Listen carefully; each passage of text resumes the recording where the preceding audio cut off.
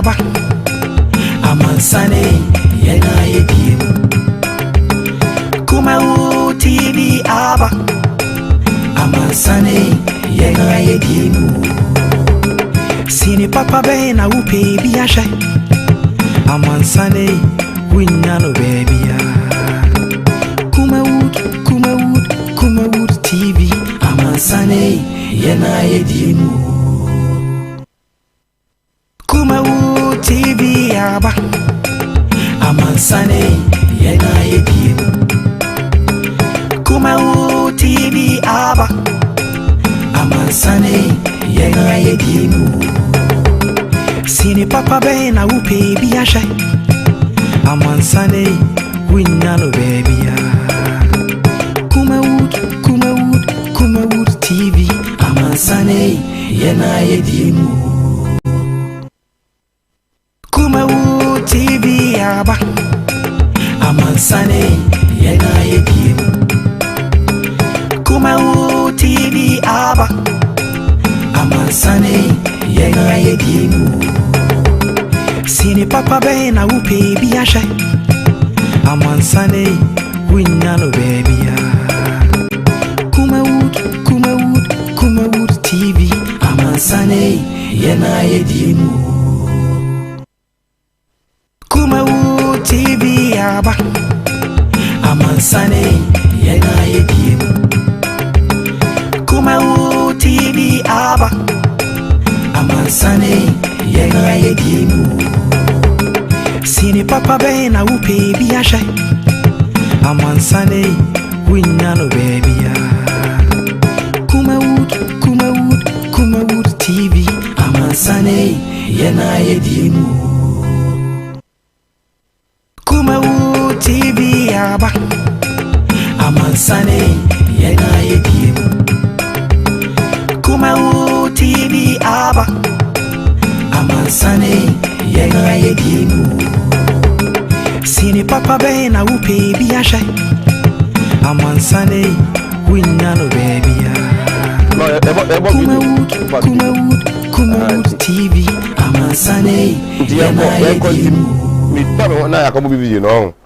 Kumawood TV aba amansane yena yedimu Kumawood TV aba amansane yena yedimu Sini papa be na upe biasha amansane winyano baby ya Kumawood TV amansane yena yedimu Kumawood TV aba amansane yena yedimu Kumawood TV aba amansane yena yedimu Sini papa be na upe biasha amansane winyano baby ya Kumawood TV amansane yena yedimu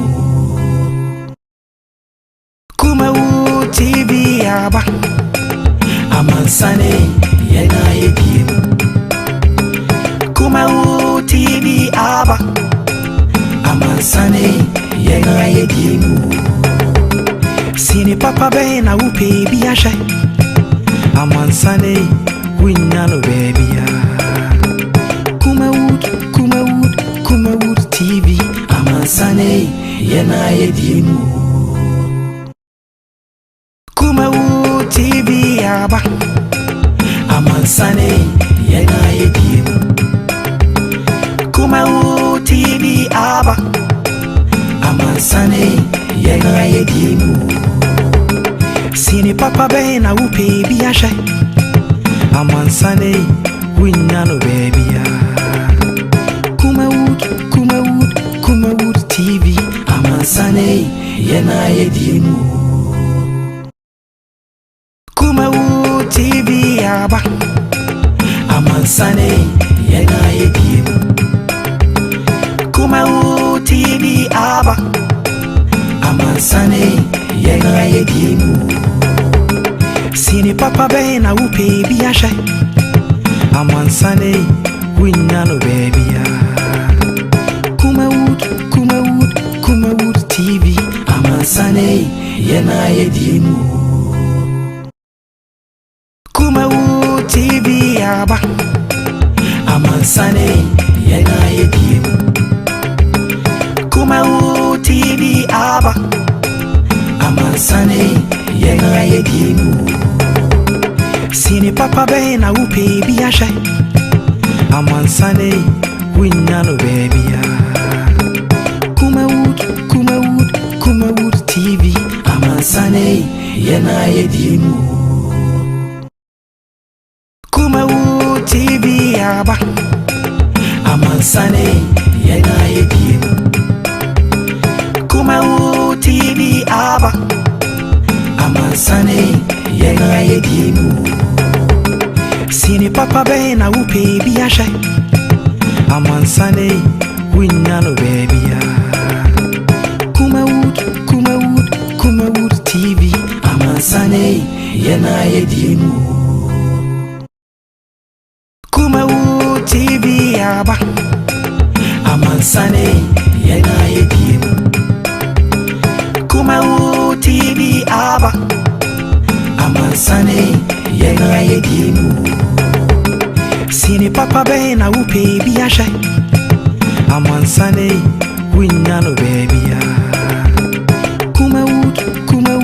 Kumawood TV amansane right abusia ye mamo aha na enwa kwaba ene eye eda ejuada 26th day in the month of July 2021 ene joy asira nkoma twedi ampodo boso na oba asase ene na se weekends no ode yakọ asan ede ya ba ya trust mra so say head jumadi ya 3 days sinupi ya de ebro live on Kumawood television na ya try say ya inyamre edwendwe Ghana ho edi Ghana enkomo ema oman no etumi etumpon ya sha se a na ede futuo na ema wo se membepre ho enkotuma mpamrika sedi empanifo eka no se ancheche bia no ewoda afi nti enye de ya no a ebi enei eya we senka utumi every day first anka ye pa ba still no ano oda so bo akire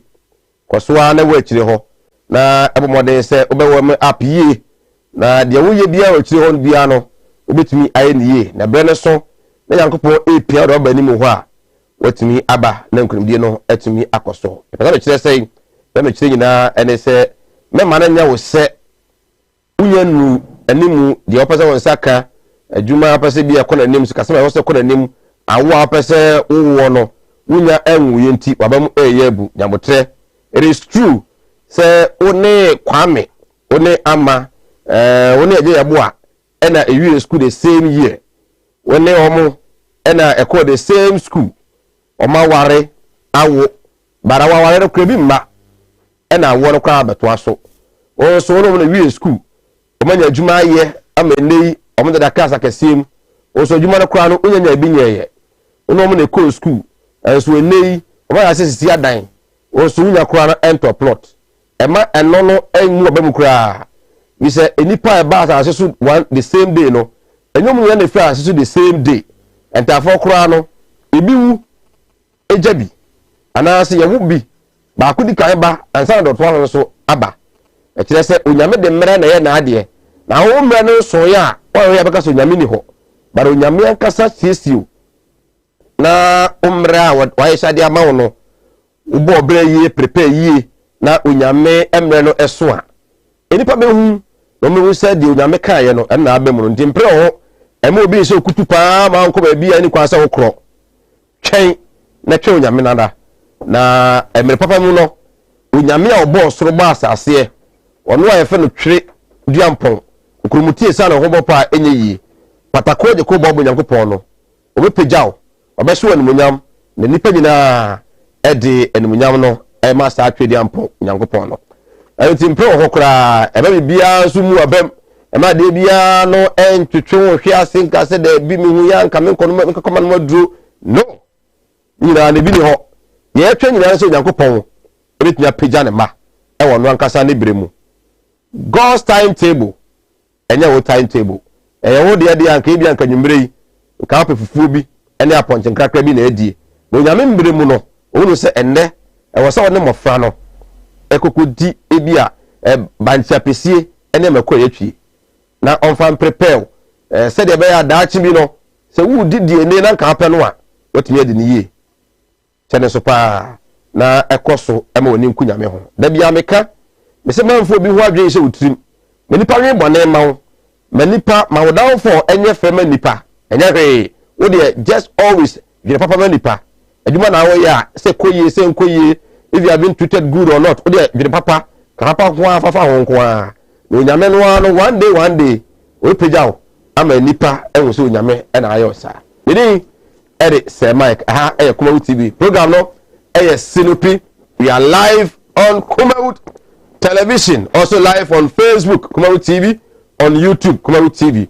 Bomodia na efa wadwen channel efa bra na inyamre enkenkan emfa emma na me transia na inyamre etimi edigana nkomo pa na ya de catch am from studio ntem say ya eda e ho say esi etimi ede ewa mo ya transia once again yema wajo na yema wo akwaba some no doso ibinyamre na ya hwe legalizing or not legalizing gay LGBTQ plus members of parliament and near about 8 members of parliament as some judge dey anymore near papa say speaker as wa dia tum so babo pa ma gay no yeni ntum Ghana dey o ma yeni ntum na enyi ntum kira bill no akwada parliament obo he say betimi apase da eno na lawyer fo bia se kasa human rights activists bia se kasa say yes ha emra na eba no koba ne sa na the right of the citizenry, the rights of people, and I am infringing upon. Inyamre na yetini edi eno so eho enkomo ewo fie ha said the gabi otina ko kan se samra na paase a ebema amanamana so fo no omo ebe ase omo nkakra kra yenyanyan fi bi no awe ane yakote so bi se emra na se de sikire pa no I say your time enkrofo omo a ebi omo do right eye adwuma no e de pese time omo among for reactions concerning legalization and as a bill ya dey Bible fight against lesbianism, gayism and what have you no binyamre na etimi edi ho enkomo ewa and his excellency the president of the republic Nana Adanko Akufo-Addo etimi ejida simpie so on the 26th time any Ghana food din komo na oni edin komo no ye no kanyina and as a covid no asai agi samukura ababa amani said the COVID nanya fans pa no samba no homeless no ejago third wave no one aye community no restrictions no mapani asan emiem ntie kan na eye yi a mapani si ni eyi no ibetmi aye ni by betmi only in open spaces 2 hours yeah no open space that's how 2 hours wedding open space 2 hours no wedding reception no funeral reception he say yeah na udimirika oko kwa ye party and I say where they know I want kwa ye party no man person ni na twam so na say obodi dia e wo say dia no tokofie ndongofie so a e wo say eni kwa say mbo ho ididie edite entem na entimi mwa research man person dia ba nyamre na eno so etimi di ho nkomo man si nyima mu ahodo no e be ya say chama enu so regional director e de ba hefa no say office no omo ye nipa edua onche mienu na e fantena fie tibia e fa ba enne ekosi ukuada na efana kana so num so aka no aba ukuada ekosi adwada ana se fiada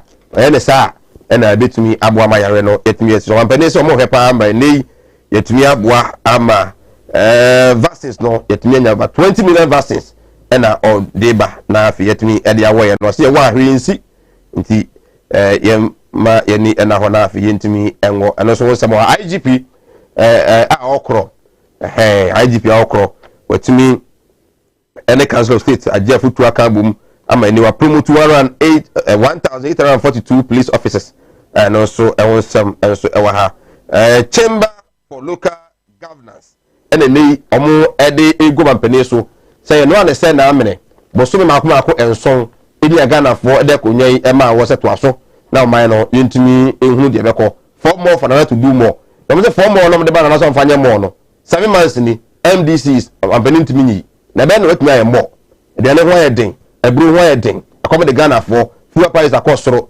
eni assemblies no yɛnyɛ hwee fi sɛ powers a MDCs no powers ni ho bio ampani akyɛ onye no onye MDCs no na afei yɛntimi ɛmɔbra no yie ɛwɔ my Ghana ɛno nso ɛho nkɔmɔ ɛwɔ ha John Dramani Mahama ɔnum sɛ ɔwampani John Dramani Mahama former president obedi ade a now your vice president ɔkɔ adwuma na ɔyɛ vice president afei ɔwadwuma mu a ɛna na yɛde abetia ne sɛ yɛso ɔwampani ɔte soɔ no a ɔno no kuro yɛ ne vice no saa wampani no JMS late wawu owuye ne de ɔman no mra kyerɛ sɛn ɔfrɛ fie a ɔkɔ fie nwumere no na Ghana ɛde na sɛ konwa so sɛ anopa de na ɔyɛ vice president o ba nwumere ekuri ɔyɛ president odi adeɛ bosumi nsia ka ho ansa na mfie na Ghana fo de ma no ama na di adeɛ na ni wuro bedi na adeɛ no ni mfie nkoro so ɛna na mra odi wuye na afi wade flowers egugu na mu so akɔkai wuye ɛne modern ba ɔbɔyɛ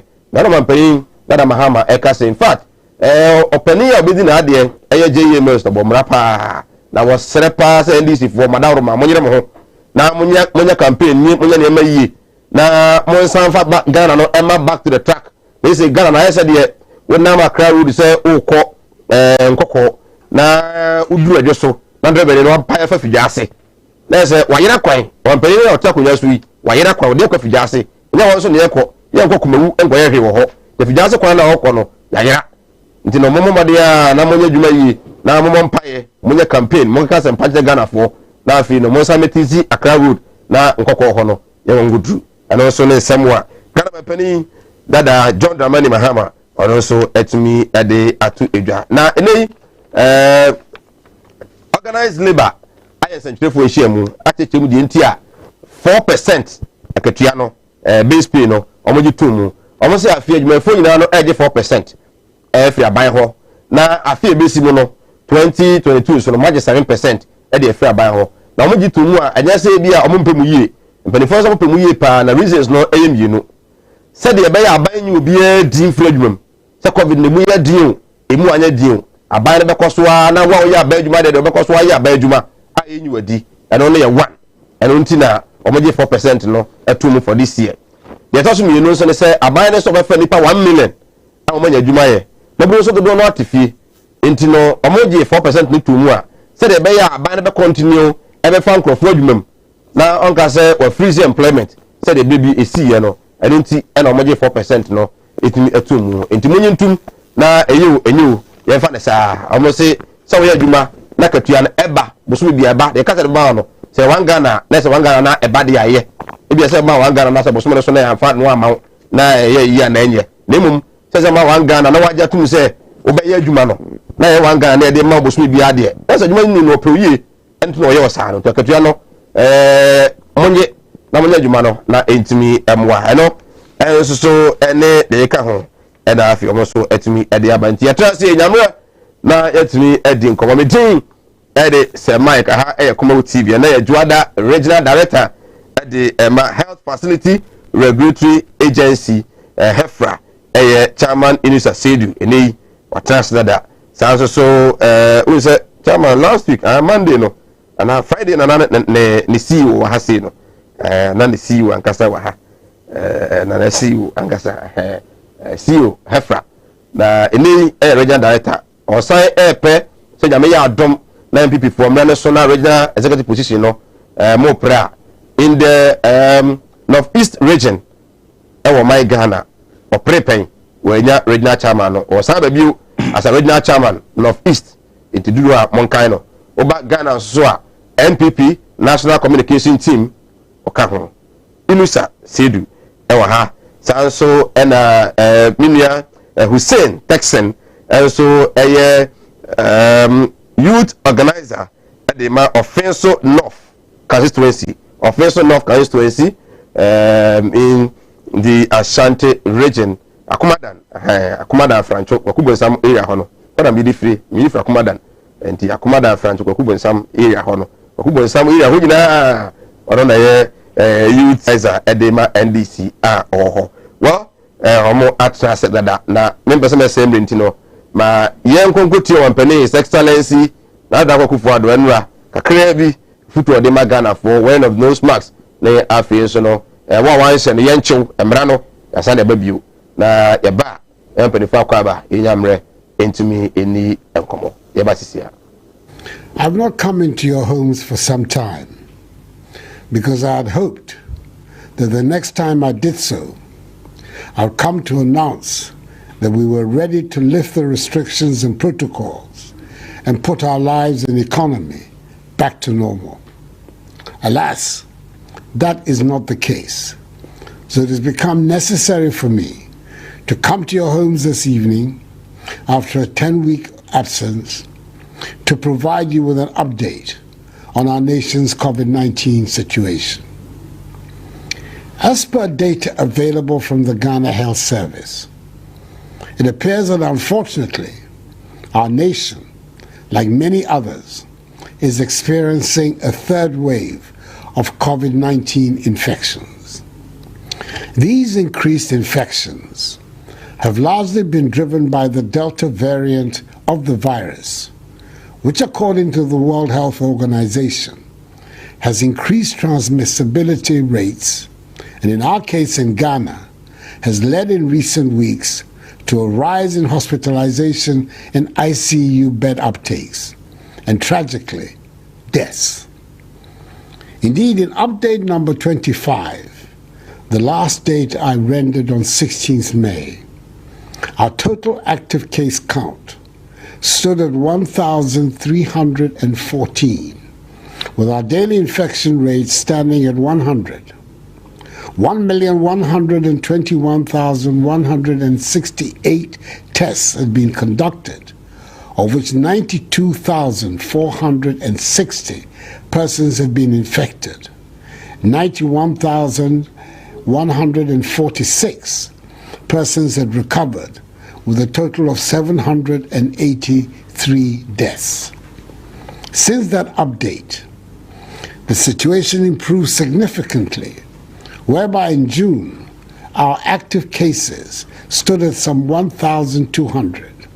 Our daily infection rate fell to 50 cases and recorded 10 deaths in the whole of the month. However, in recent weeks, we've seen a marked increase in the number of cases.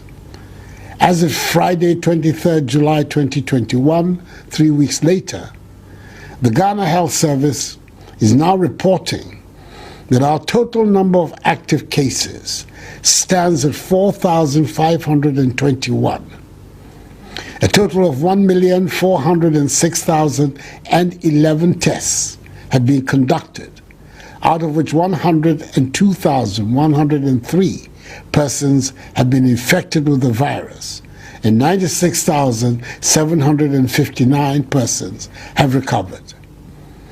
Our daily infection rate for the past week is 350 cases, and sadly, 40 more people have died from COVID-19 over the last 10 weeks, bringing the cumulative number of deaths to 823 deaths since the onset of the pandemic. Greater Accra and Greater Kumasi metropolitan areas remain the hotspots of infections. This entire development is very alarming. Fellow Ghanaians, it is obvious from the data that we've let our guard down, with many going about their daily duties in clear breach of and disregard for the protocols. At a time when the economy is on the rebound and businesses' activities picking up, we must do everything possible to contain this outbreak. We cannot afford to return to the days of partial lockdowns, which brought considerable hardships and difficulties for all of us. You returned me to office in the elections of 7th December with a clear and decisive mandate to protect lives and livelihoods and steer our nation out of the grips of the pandemic and onto a path of sustained economic growth and progress. Fortunately for us, we have tried and tested response protocols which we have implemented since March of 2020. They've stood us in good stead, and we have no choice but to return to the strict implementation of some of them. It is extremely troubling to note that the high compliance rate with mask wearing has fallen alarmingly. The wearing of masks in public places, fellow Ghanaians, continues to be mandatory. There are no exceptions to this rule, and strict conformity with this protocol will be enforced. Anyone found to be flouting this directive will have him or herself to blame. We cannot afford anyone's recklessness to endanger the lives of the majority of persons in the country. The COVID-19 task force, which I chair, has recommended that a second look be taken of the protocols that have been put in place for social and public gatherings, in particular weddings and funerals across the country.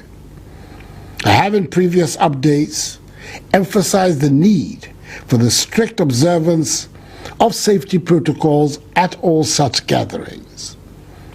To ensure that such gatherings do not become the sources of infections, the following must be adhered to by all at these gatherings. Firstly, the wearing of masks continues to be mandatory, and persons must respect the enhanced hygiene protocols. Secondly, all such events must be held in open-air spaces. Thirdly, the duration of such events is limited to 2 hours. Fourthly, there must be observance of the 1 meter social distancing rule. And fifthly, handshakes must be avoided. Furthermore, given that people sitting together to eat, drink, laugh, dance, and talk in large gatherings without masks are the riskiest activities for spreading the virus, all post-event receptions, particularly related to weddings and funerals, are banned. I want to reiterate the protocols surrounding activities in churches and mosques remain the same as our protocols in schools. With workplaces currently witnessing a resurgence in COVID-19 infections, it is important that owners and management of businesses and workplaces implement strictly the guidelines on staff management and workplace protocols, such as the use of a shift system and technology, mask wearing, social distancing and hygiene protocols, as was required in the earlier days of the pandemic. Mask wearing in commercial vehicles and in marketplaces continue to be mandatory. The Ghana Health Service has moved to fortify its contact tracing, testing, and treating campaigns, especially across the hotspots of Greater Accra and Greater Kumasi metropolitan areas. COVID-19 treatment centers continue to be resourced with medical supplies, personal protection equipment, and health workers. We will continue to ensure that all arriving passengers at the Kotoka International Airport are in possession of a negative PCR test result upon their arrival in Ghana, a test which should have been conducted not more than 72 hours before the scheduled departure from the country of origin. In addition, all passengers will continue to be subjected to a mandatory COVID test on arrival. Fellow Ghanaians, indications are that in the course of this quarter of the year, the availability of vaccines for our country will ramp up. Government is therefore standing by its commitment to vaccinate 20 million Ghanaians, i.e. the entire adult population, by the end of this year, in spite of the huge global demand for vaccines by countries and the surge in infections the world over. So far, 1,272,393 vaccine doses have been administered, with 865,422 persons having received a single jab, and 405,971 persons have received their full dose of 2 jabs. We're expecting through the COVAX facility and the African Union 1,229,670 doses of the Pfizer vaccines from the government of the United States of America and 249,000 AstraZeneca vaccines from the government of the United Kingdom. Government is also in the process of procuring 17 million Johnson & Johnson single doses per person vaccines through the African Medium Supply Platform in this quarter. We have as such upgraded our national, regional and district cold chain facilities in order to widen our access to vaccines like Pfizer and Moderna that require -70 degrees Celsius cold chains. These include 16. Well, our Pia, you say free. Why the den? It's slower.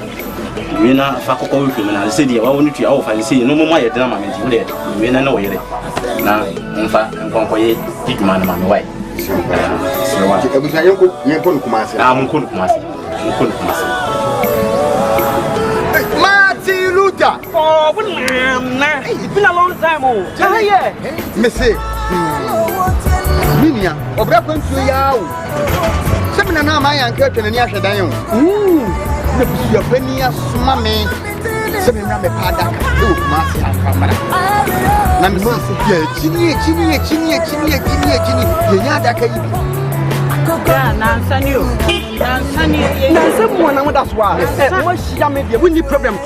Who made this? I'm afraid to buy better Ghana. And I'm in a confidential. What one and said to me a day in the form. So, I will bring them in the capre or do open a time. Go straight casket shop. I will massy labor hire. Me call one man. I know what's an enemy. Yes, can't say you. You would have been Chawano. Missy Kaya, the man is a man. I saw a bit yes, I mean, ambulance. No, Miss Ampedi, everybody done no and come. Ambulance, and the other down, only ambulance service, into the problem cry. And now, you hear me say, open the second club with the atwas here. You know, so Kumasi stay by Promo. You put them cut down. Some of you, Ghostway Castle Shop here, you will not come every day to send your movie now. Ghostway Castle Shop, you will Kumasi, in front of Newtown, you didn't labor office in the bank. Ghostway Castle Shop. We are the dealers in quality local and foreign caskets.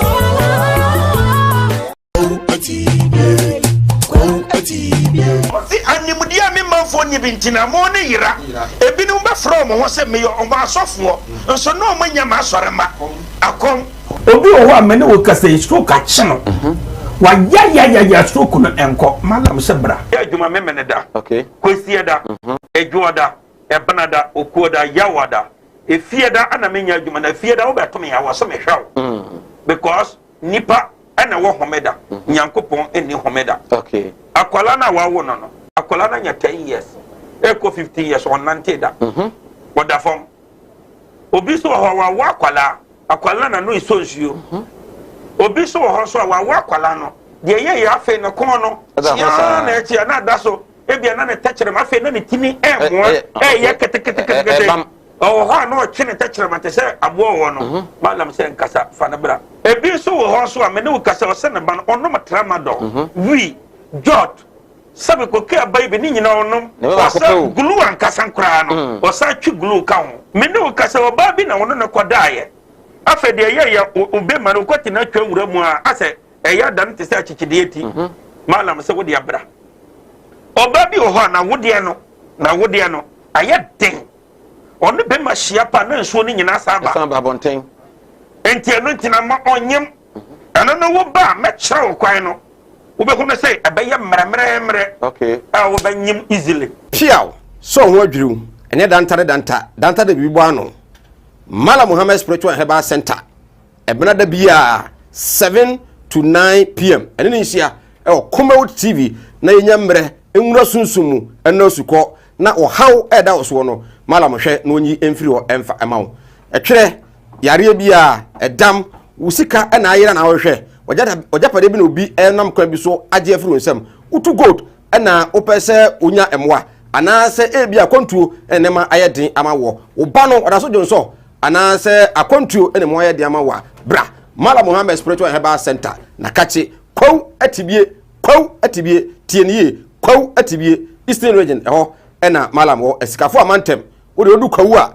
wo so kwawu atibie uduru ho bebe pa wo yira kora no a busa Unity FM ana wo be frɛ 0246 647 247 0246 647 247 eya tie bi na entumi emwa piao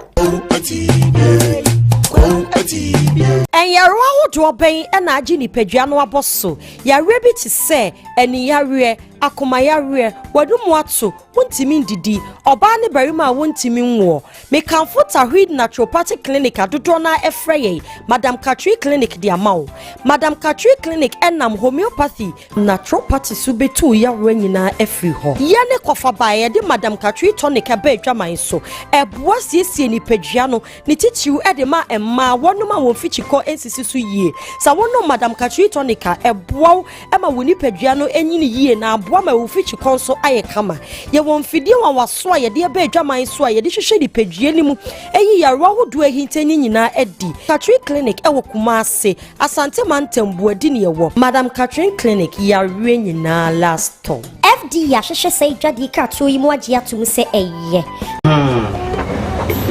well awolpia obusia ye sei free mu mo ye de den de be slower we na fa kokko we film na se dia wa woni tua wo fa se no mo ma ye dena ma me ti de we na wo yere na mfa nkonko ye diguma na ma me wai so wa ke busa yenko Kumase mun ko Kumase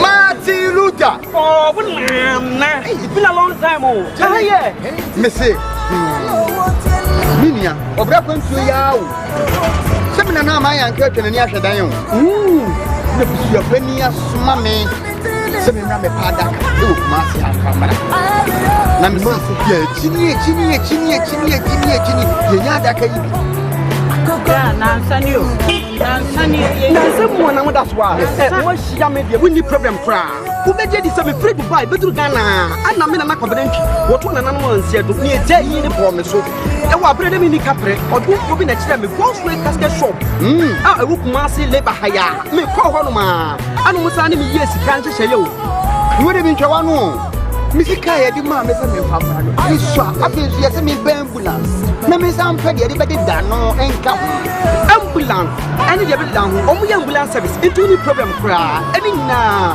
ye ye ni se ubenya sika kakra bi di ato ase you know se Kumase stay by plan o ye ko nam ko kire o some Cosway casket shop here ye wona ka me bere se se de mu hu ni na Cosway casket shop ye wo Kumase in front of New Town ye di labor office na ben Cosway casket shop we are the dealers in quality local and foreign caskets.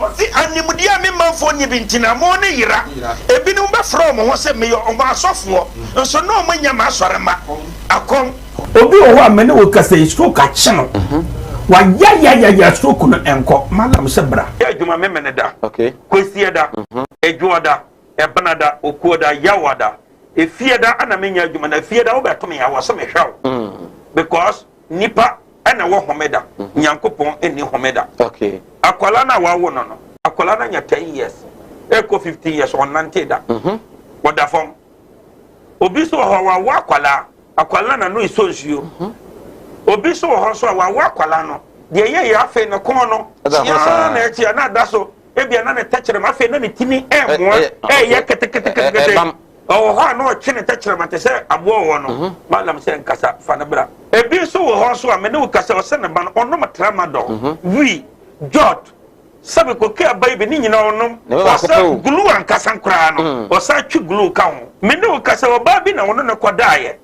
afa de ye obe ma no kwati na twa wura mu a ase eya dan te se achichide eti malam se wo de abra oba bi ho na wo de no aye den onu be ma hia pa na nsuo ni nyina saba samba bonten enti eno ntina ma onyem eno no wo ba me kyerɛ wo kwan no wo be kono say abɛyɛ mremremre okay wo ba nyim easily piaw so ho adwuru ene danta de bibo ano Mala Muhammad Spiritual Herbal Center ebena da bia 7 to 9 p.m. ene ni hia Kumawood TV na yenya mre enwura sunsumu ena osuko na ohaw eda oso no Mala mohwe na onyi emfiri ho emfa emawo etwere yare bia edam usika ena ayira na wohwe ojapade bi na obi enam kwa bi so age afiri onsam utu gold ena opese onya emwa anase ebia kontuo enema ayeden amawo oba no odaso jonso anase akontuo enema ayeden amawa bra Mala Muhammad Spiritual Herbal Center na kachi kwau atibie tienie kwau atibie Eastern Region eho ena Mala mo esikafo amantem wo de odu kwawu a wo so kwawu atibie uduru ho bebe pa wo yira kora no a busa Unity FM ana wo be frɛ 0246 647 247 0246 647 247 eya tie bi na entumi emwa piaw Enyarewa hodo ben na agi nipadua no aboso yare bi ti se eni yare akoma yare wadumu ato wontimi ndidi oba ne barima wontimi nwo mekanfo tahwid naturopathic clinic adodo na efreye Madam Katri clinic di amawo Madam Katri clinic enam homeopathy naturopathy subetu yare nyina efri ho ye ne kofa bae de Madam Katri tonic aba adwaman so eboa siesie nipadua no ne titiw ede ma emma wonum a wo fichiko ensisi so yie sa wono Madam Katri tonica eboa ema woni padua no enyini yie na aboa ma wo fichiko so aye kama ye won fidie wa waso ye de aba adwaman so ye de hwehwe di padua ni mu eyi yarwa hodo ahintanyi nyina edi Katri clinic ewo Kumase Asante Mantembu adi ne yewo Madam Katri clinic yarwe nyina last stop FD ya hwehwe sei dwade ka to yi mu agi atum se eye well our pia obusia yi say ifiri mu mo ye den nti be slowa we na fa kokko we film na say dia wa wonu tua wo fa say no mo ye den ma me nti we na wo yere na mfa nkonko ye diguma na ma me wai slowa ti obusia yenko no Kumase munko no Kumase Martin Luther oh na it's been a long time oh yeah me say Minia, obra kwantu ya wo. Semina na ma ya nke twene ni ahwedan yo. Na busu afani asoma me. Semina me pada ka do Kumase akamara. Na me se ya chini. Ye nya da ka yi. Ya na nsani o. Na se mo na mo da so a. Mo hia me de woni problem kra.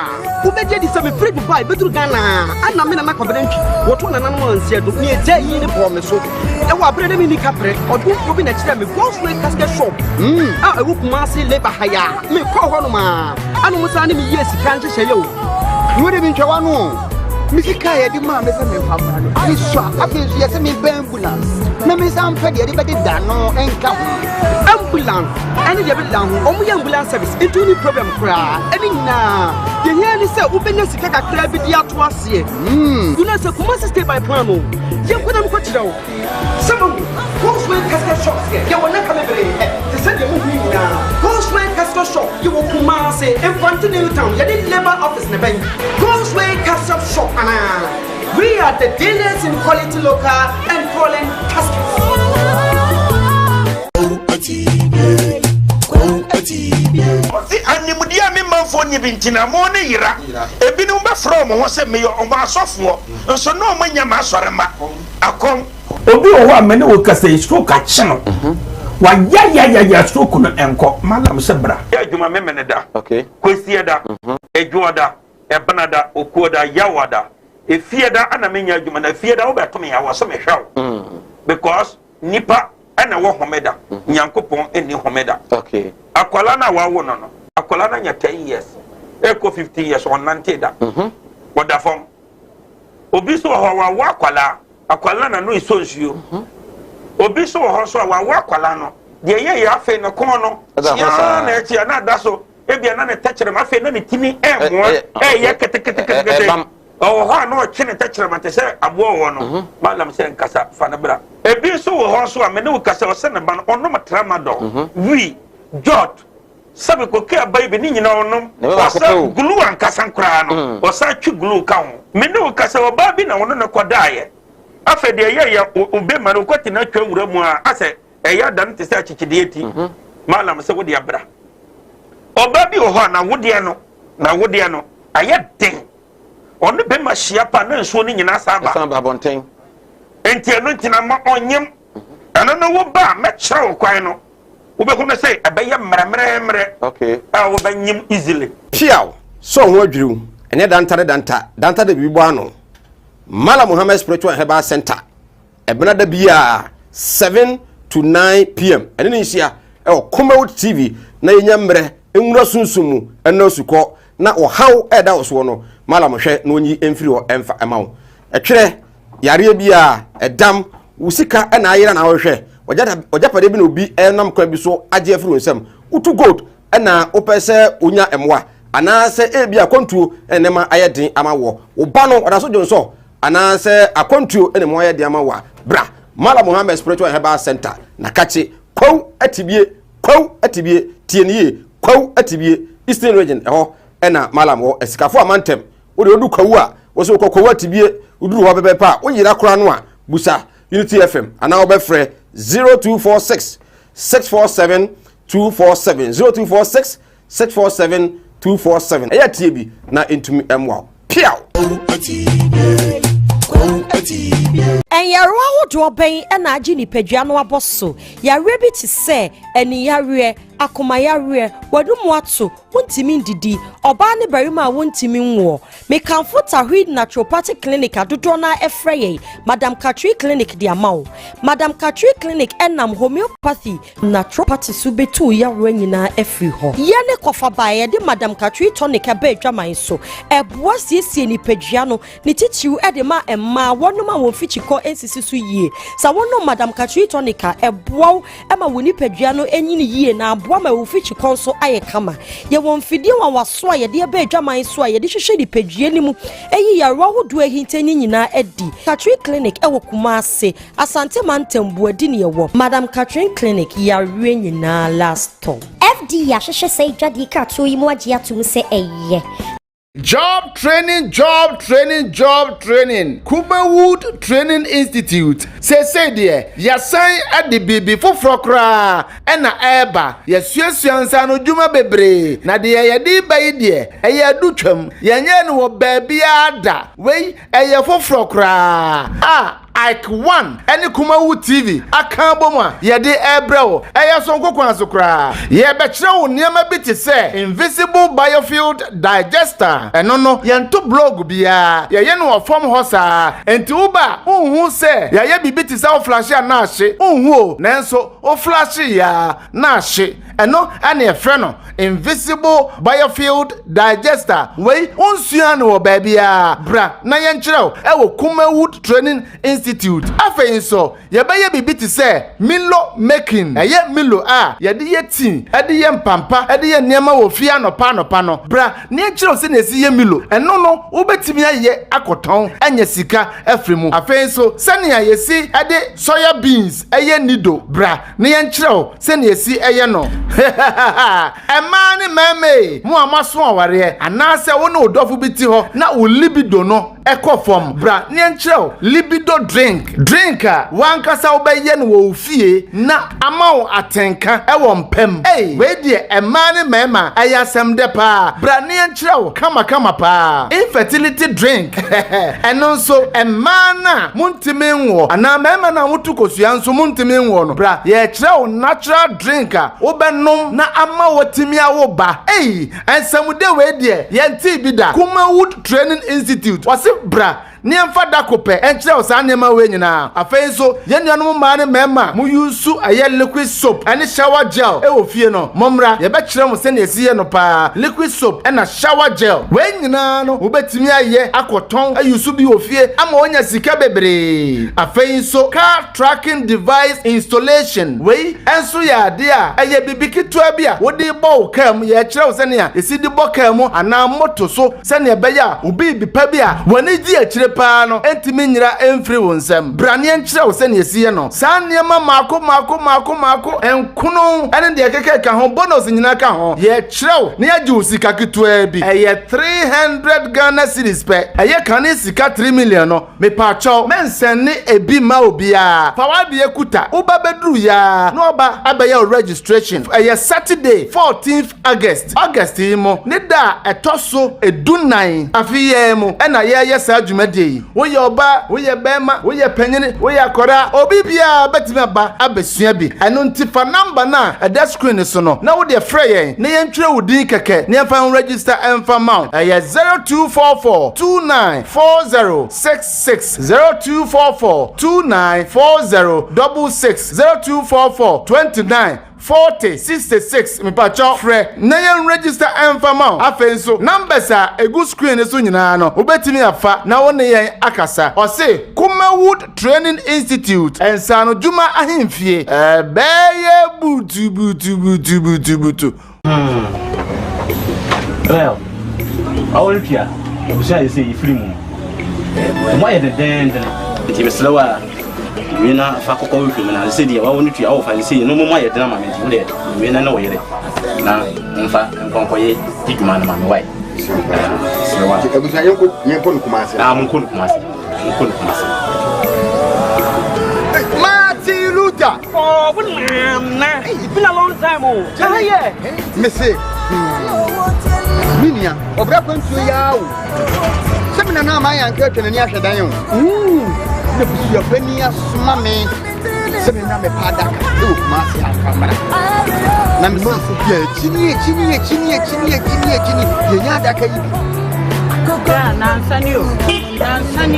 someone that's why. What she made the winning problem cry. Who made you some free to buy better Ghana? And I'm in a confidential. What one animal said to me a day in the promise. And what bread in the capre or do you be next time? Go straight casket shop. I would massy labor hire. Me call one man. And was sending me yes, can't say you. You would have been Chawano. Missy Kaya demand as a family. I saw a business in ambulance. No, Miss Amped, everybody done no and come. Ambulance, and the down, only ambulance service, into the problem cry. And now, the year is so open as a crab with the atwas here. You know, so must stay by Plano. You couldn't put it out. Some who's with casket shops here, you will not come every to send you moving now. Who's with casket shop, you will come say, and front to Newtown, you didn't labor office in the bank. Who's with casket shop, we are the dealers in quality local and foreign caskets.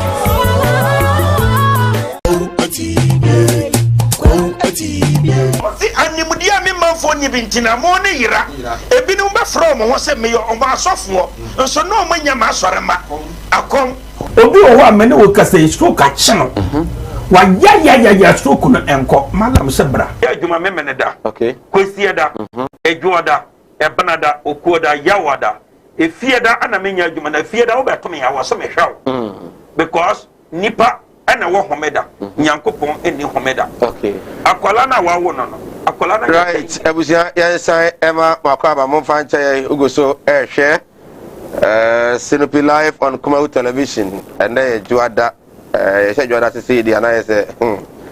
Yes, she did ample Yango say, my brother, you can have the Fiada and Napa and Fa MIA. Once again, Mary Edit say, Mike, I wish I fought and I say, Chaman Nusa Sedu, Ashanti Regional Director Hefra. Chamakaba Kenya, Bako dear. Yakupanado. Video Nyaguru, Ufuguno, some catch. Well, taxi Nakaba. Yeah, Beja. Bako dear. Yankupon Adumti. I saw Sonone Sansono. By I know Osha Honma from so. Akwana to say, the party Yamado Mehode, a Heboko, and two Sunaba. Oh, Sabri, the Diaba. Abba. Oh, okay. I say, say, Sabri had any period that two in a Sabri, Abba, Eho. Now, Osha, Okiafono, or more chance of you, no more free in crime. A babetun two, no, a babeto. To Mantinia Mansua, Nadeba Pro, Nimuha, would do Methodist Parker. They see a view of Hormana Pro, Nego, Nimuhon. Oh, and I was a pro because, say, one day strong factory, Munyabi. Oh, a Prepuka, Dr. Prepuka of the sea factory, upon tomorrow. Minia, Medas, now share no, I won't send car in him send car by Nanka, oh, share, say, promiser, a yard of Macan, a commander tomorrow's, I will be a trade minister. Then I went to me and to Sanamo, now Sabri, Abana Timiaba from 2017. Ever him Sabri, need him simple. The former DC, honorable Kujapia Kubi, a chassis or dam, say, Utimi expansion. One say, Flop so ye factory, and the man be bring was going to. So by say, raw materials and a breed deal with my day, Ubinya. Of which more raw materials. Raw materials and so almost every time. So one of my croners and your abundance, I won't say a yearly activity. One say, what's it to me a year round activity? I'm with me, dear, and I was with me, and to Utusana Monoma, or yes, some expansion, our dam ho. Nanka, a year this year, Honorable David Asari, and the local government minister, Collins and Tim, like Kabu, Mananko, Makutu, and a more. When you are, I have what you be doing. And you don't know what more than tomatoes, no. So when you have to wear pro, why not to eat of one once I was a pro, and I say anymore. Now we do not be cried in a box about BC a year, Krumoho. They stand start of 1 minute and no Jano or no coffee. Cause I pro, one day cotto. And on uncle with me, you saw a year and Tuesday. I had a car, I saw the cock a general fee. You know what's with Jano anymore? Methodist Park or no Jano Honoco. And this will be Chum of Veneso, Miss Smith and Tuesday, which me Moko to send me Sujania, Namas Marconabia, Maiba, Quanamino. Sanity will accommodate. And tissues in the day, I idea. Hard Jonekesi, and I win him. And no nama, ye teaming you to know. Gradually, ye lose yen labor force. I didn't hear. Because one says, yen you to now, and call more that she be or make my baby Jinamo Diama Kruno. Majority now feel one more call baby to send crime. And that's what Bakumasi. Because I want dear. Ever brave and I was not the phone, Mapa. Say, and to one and Shannon Kunai, and to one say most on the day, I say, you dear actually is you do dear Nimunanti. And to say, dear make a pan a Yukiano, and why in two cinema who say, out of the tomato, and you must say, and as incentives and as I dealing with Timinia Fremont. After Manta, at the Naba, a Beshan in Cram and the next Ibiano, what Timia to an amon set obey answer I be. But we say motivate you to know, and more moon because.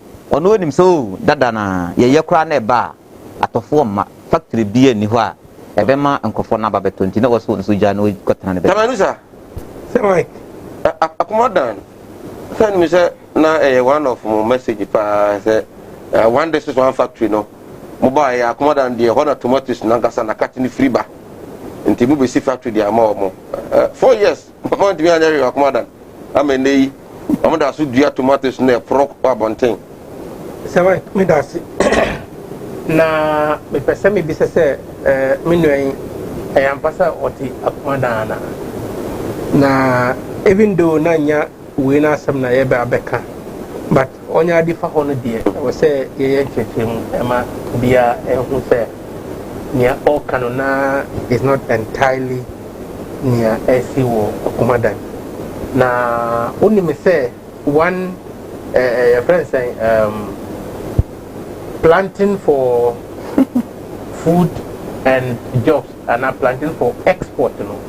And then tomatoes and the more our one say for the first time in the continent, in the West African sub-region, Ahmadan war greenhouses projects. Yeah, you know that. Yeah, I know. Production of tomato all year round. So, and yes, a damn bin I walk on ma. Okay, so what have you added? I'm coming. Saturday, no one me Atadian Emma, Mr. with a tubu. The second now Okasana or tubu manona or Casano. That's not that topic. Okay. we dey man akwaba akomada na me dey man akwaba ene sama menya di bikitu me ma tafi nya botre ma min tu me bu na menya no na yen toa ye djuma die no so awo eyi Kumawood TV ya me say there is a factory ongoing there yes factory for the processing of the tomato ongoing yes okay yeah edru be stage by well stage now na mean I don't have update on it now but now I broke 40%. Wow. It's a amount for air. Yeah. People can phone in from Akumada. And we see one district, one factory for the tomato processing. Yes. Akumada. Yes. That's why I almost said before me started me bisan say me patcho me sere me bisa say oye o ti Akumada ya. Oh, you to organize that man. That's the point. I mean you sometimes at me such a fine and nice gentleman. Who crena what she no echo baby can baby. Nano credit the honor. Would you admit, sir, in 4 years? Yes. But in the 4 years, other areas we other areas be Enya one day one factory nibi. Yeah, more. Hokrano, but there be a raw material and crano more. Raw material and canibia. And said that crown and you wish about more than 4 my year tomatoes. Okay, Honocran near the center of attraction. And Kabuba in one quickly. You set out the factory, see that the factory is running, so that at least farmers are more than no. Obija receive will be say indeed, you produce no, I product yeah, and co-waste. Thank you very much. Okay, I want to say one district, one factory concept. No, so one here, then you will misunderstand it. Odika and some. It was supposed to be a collaboration between government and private partners. Now, one district, one factory, now for a lot of proposals by. And so we have to base on those proposals. No government didn't support AMA. So even if government wanted to do a factory anywhere, we have to get the right investors. Not assume. Okay. Back on my. So does that mean that one is one factory, no? Government, no? In your private partnership, Onyana. Is that what you mean? Why will we be doing that? Mankasa and Naomi say, government has its role to play, and the private partners have their role to play. Okay. So we have a proposal. A bad thing.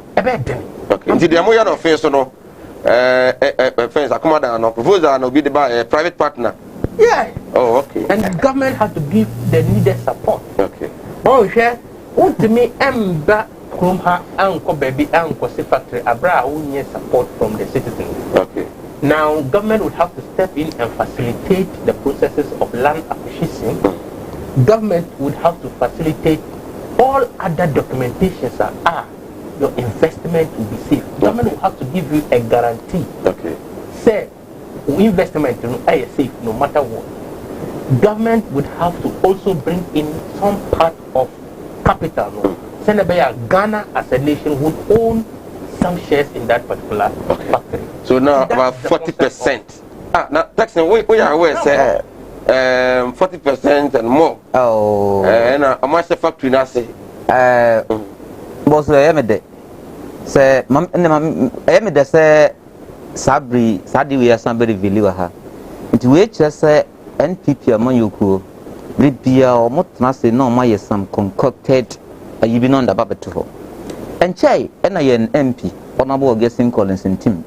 A brown appointee as deputy local government minister. Already known in a ho, and almost our bony din. And Obusan could be say Akrofua. Was it there be Akrofua enemy constituency? Okay. So I used to hear the sign Ebusabi, was it there be enemy constituency?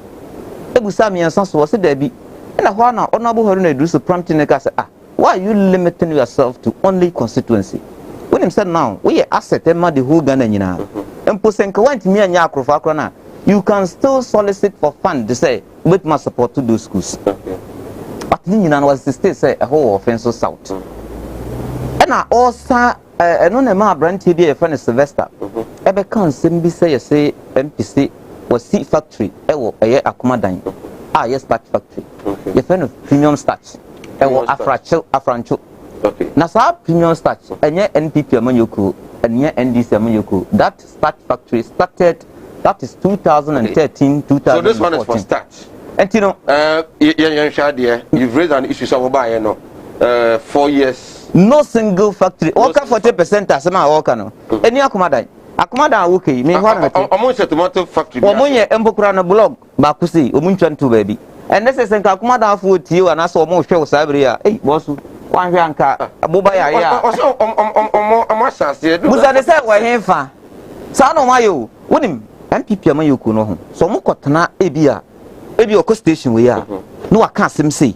wonim se bi yesumase dwadie wonim se bi de wo ha wonte mi wa na sabere national television chairman was it accommodate factory bi no mo se bi asesa bibia ni ho zero sa ayi greenhouse na work no sa greenhouse project no kra mpo dwumadi omudi no omu wi a se ye ntosi o se ye maku omu wi ye na sa nkofo kra omu ba beto no ho no no mato no ho eno kra accommodate kru obi anim ha omu ye omu activities mo no akuafo na wo ho ne bi mu nka ho ewa accommodate yes awo ye adwuma o greenhouse there be greenhouse for no omo was some aye friend is saying omo was some nkrofo omo no ye adwuma wo I know say youth no David trained graduates being are great students no and na make us say together with community ni bi nka ho there be some nkrofo no free miye baabi no ma ba betena aye greenhouse ho ebia yesem short courses bi no ma ba be ye omo wi a no moko but ye kind of farming aspect na nkasa de aye dam ho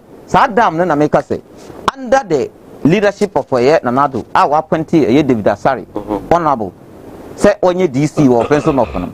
A nearma honorable could you appear kubi doctor. No honorman. Onye bibia honorman to asubim. Taman. Greenhouse na mo say ye de ama akuafo na wo ho na benefit. Say we meet me aduane ma no in a modernized way. Enye sika. Ana say mo ka say mo fa nkrofo bibia ba be ye. Mo wi amode ko. Sama me dase hwe and sama ye kai I to say your word against my word so I would have loved say who as a journalist you do your checks right now okay na wama atifo nyina okay yeah ekoso na greenhouse project no I am very much surprised say obetnasi a discredit greenhouse factory na he hasn't done that. I don't think he has done that. He says the community itself are not benefiting from the project. Why will you say that? And that is what how are they benefiting? Nobody. The community is benefiting because all the leading we now move on. Our exporters the tomatoes in 2019 outside this country, they are from Akumadan. Oh, okay. And you know, a lot of people are more work greenhouse or no Akumadan for. Almost all of them. You're in a national television. The expertise of erection of the houses now. And okay. And you don't expect say somebody at in Ghana here had that knowledge at that time. But how many more no tomatoes no any other fashion there? Community for operating sprinkling of winning in ano. So I didn't know 24/7 within. So if now I'm 4 hours of dryness about as I was also now they are all locals from Akumadan. That's why starting me bisa say Hana. Jackson. Once all casting in our San Force what stay arguments and I said nothing no kind. Come about factory. Yeah. And was say they have started a factory in which I'm put 40%. Of it, no, untimi the way nunti. Let's leave that one there. No, yes, sir. Say greenhouse project. Yeah, Juma. Na Akumadan ni nipa bako anam yinu ewu mu se oboa ma program na akoswa.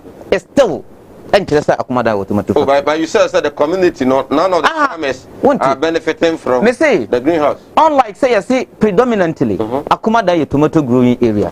Aye nim sɛ adwuma a mo yɛ no wɔ kɛse wɔ hɔ no mo ɛyɛ tomato farming. But as at say sa greenhouse project no any tomato farming na mo yɛ no wɔ akomadan no. Ɛnyɛ no na mo yɛ no wɔ hɔ. Okay. Right, I was going to share Sinopi Live on Kumawood TV. Akomadan and texting if you youth organizer Dema NDC or Fenso North and then the Yanyanoa or my Akomadan staff. The tomato factory in Bini Ho, assistance in Bini Ho. As a blog Cramon Troy, a hard power. Well, COVID-19, Chairman, one year health expert. Yariano on Penisi said, Yabaya, Kayana shift cry, Eunum. Ebiba Nibiako, which is third wave no, and ye no. The bans on funeral say a beya crano open spaces, and it and 1 meters apart. Now, after you know, vaccines the bar and walk, and a dear Modia go creme. So far, what I say you see a garda. Now, a cobana saying, Someone me that say, na COVID is some never can say. The CIA can say it is getting more dangerous.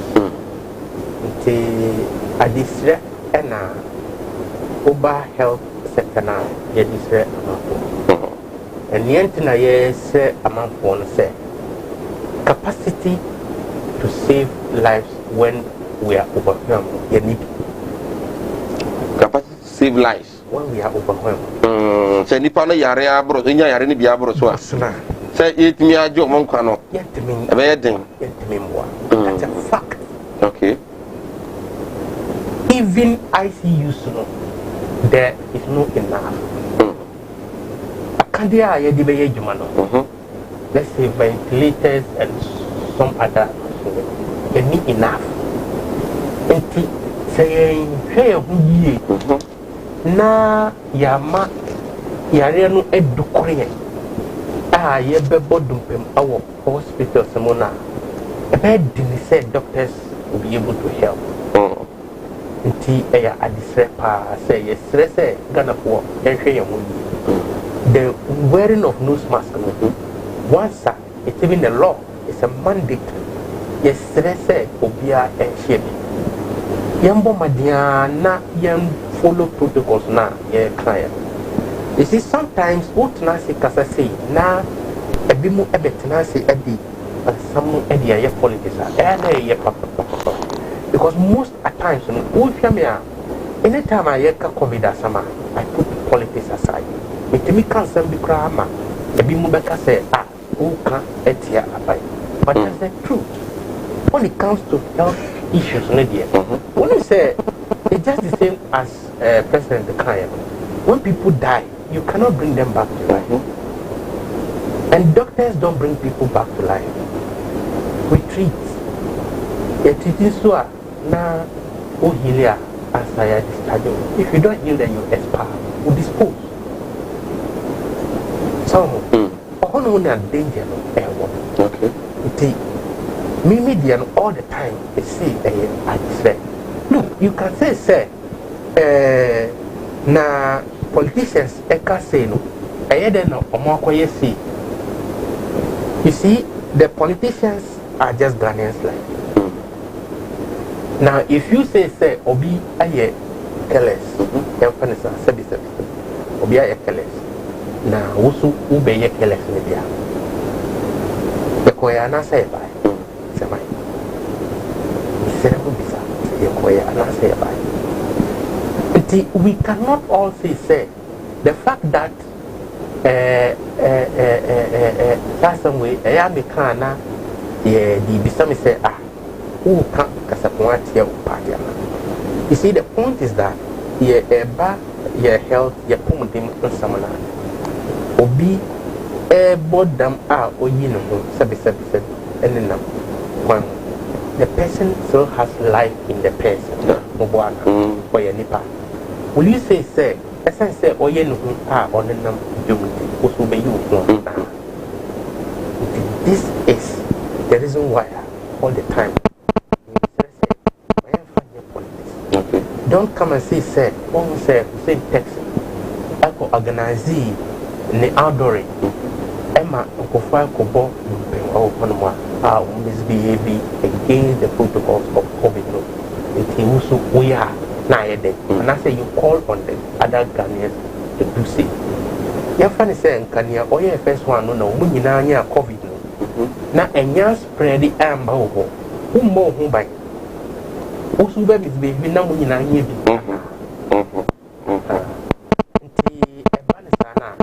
That is where I come from. COVID is something there. The details, I details now. For see, I don't know I show pictures. I don't know I show this and I show that. Others are even going to the extent saying, say, COVID be any baby. Now, if COVID be any baby, the number of people that are dying all over the world, what do we call that one? A bit more dada for say government we ena no ho children no opesika nti ya control eka say yare bi wo na yare bia ni be bia US omupe busia every obi ho ana the number of deaths that came from that place. What about China? China is borrowing everybody in the world. China as a nation is borrowing every single nation on the surface of the earth. But China suffered some. And your home are free. So were they deceiving somebody? Were they now yes kabi our baby until what about Italy? What about UK? What about South Africa here? If for anything at all, the South Africa economy is much more bigger than that of Ghana. Their GDP is about 4 times, but I say 7 times year. Until South Africa or Trentros are here. So you see, COVID exists and it will kill you when you misbehave. Yes. Once you get it, and most especially this particular variant now, Delta and unama unnam na wachashin. It's not like the other one. This one can give you several other symptoms that the other one was not giving. You can run diarrhea with this one and lose weight. And once you lose weight, you become anemic. Anemic, you can fall at any time. If you do fall and people are not closer to bring you quickly to the health center, medical center now, you are likely to lose your life. You don't come back. Okay. Now, we are part of the COVID team. The 3 T's, the testing, the contact tracing, and the rest. Now, we are involved. On Penny can say more science, smoking abuse, akoso. But the issue of say, you call a year reception. Am I in yet? You call wedding reception. Am I in yet? Why that? The call reception didn't be see. You see, the point in say a lot of young receptions now, these days, a bimu yen would doom like the tent houses, the condition, a bosom, and that is the right place for COVID to spread and quickly. It's not common. When you see, it should be an open space, and it should not last more than 2 hours. Now, obia and space. Funerals, no, Penica says it should, and weddings never say 2 hours, no. How do I organize a funeral within 2 hours? How possible is that? Sorry, I look at sorry, well, wedding, it can be managed within 2 hours. But a year, the event, it may a year, 2 hours. Why are you not going to be able to organize a year within 2 hours? Let me say, send a year. You bet my bet from morning to evening. Yeah. Now this time around, Uba, now you who say Waba, now Wabonsa, and I'm coming. Yeah, Wabonsa, yeah. Wabonsa, we are. Now, Wako. No, be Swaba. Okay. In your present, I can say, you are Nasi na Yache, no Obias, Obiswa Baby 2 or not on Nasi. Before you realize, no, not number now, I know not present. Okay. Oh, okay. The Bush have followed the meet me at a whole day. Yeah. But I want a mobile, no mobile, some tobacco. because I'm better to see better heavy. Oh, okay. But you're ready to go. Say, Mike, sir, Omo must see Yareno Nihon. And Yamin Pie Bosse or Munyabi. Okay. Miss Re, yes, Anamika. But if you continue to say Yareno Nihon, you misbehave. And da Yareno, I bet you, Amawa, Abba, Ayarasabella. And Obe who said, there's no solution to COVID-19. Okay. Message or deba no bisa na Sir Mike ask Tamanusa. Na who cause some? The bro for no. The third wave, you know, na who cause some? Now who caused the third wave? COVID caused some. Okay. Enye Ghana for yi bi no su. Ene ye ban na ama de yehunu because yare ne confirm pa. Sir Mike, enu de ya nya kan abesi. Jen ye suni ye ban. Nkanye sana. Who say enra o mampeni o kasana sinya kumpon ehira ye ba. Look, sana ye see misbehaving e wo from her in relation to COVID protocol. Brazil didn't even do quarter of that, and it hit them hard. Say we are the boy. Who say UK? We are the boy. We are now going normal business. We are the boy. So now oh num tea no ne. Nim tea ne. Brazil Africa. Well, only Mister. Recipe only Brazil Africa. They are just as strong as you and I. Right. Okay.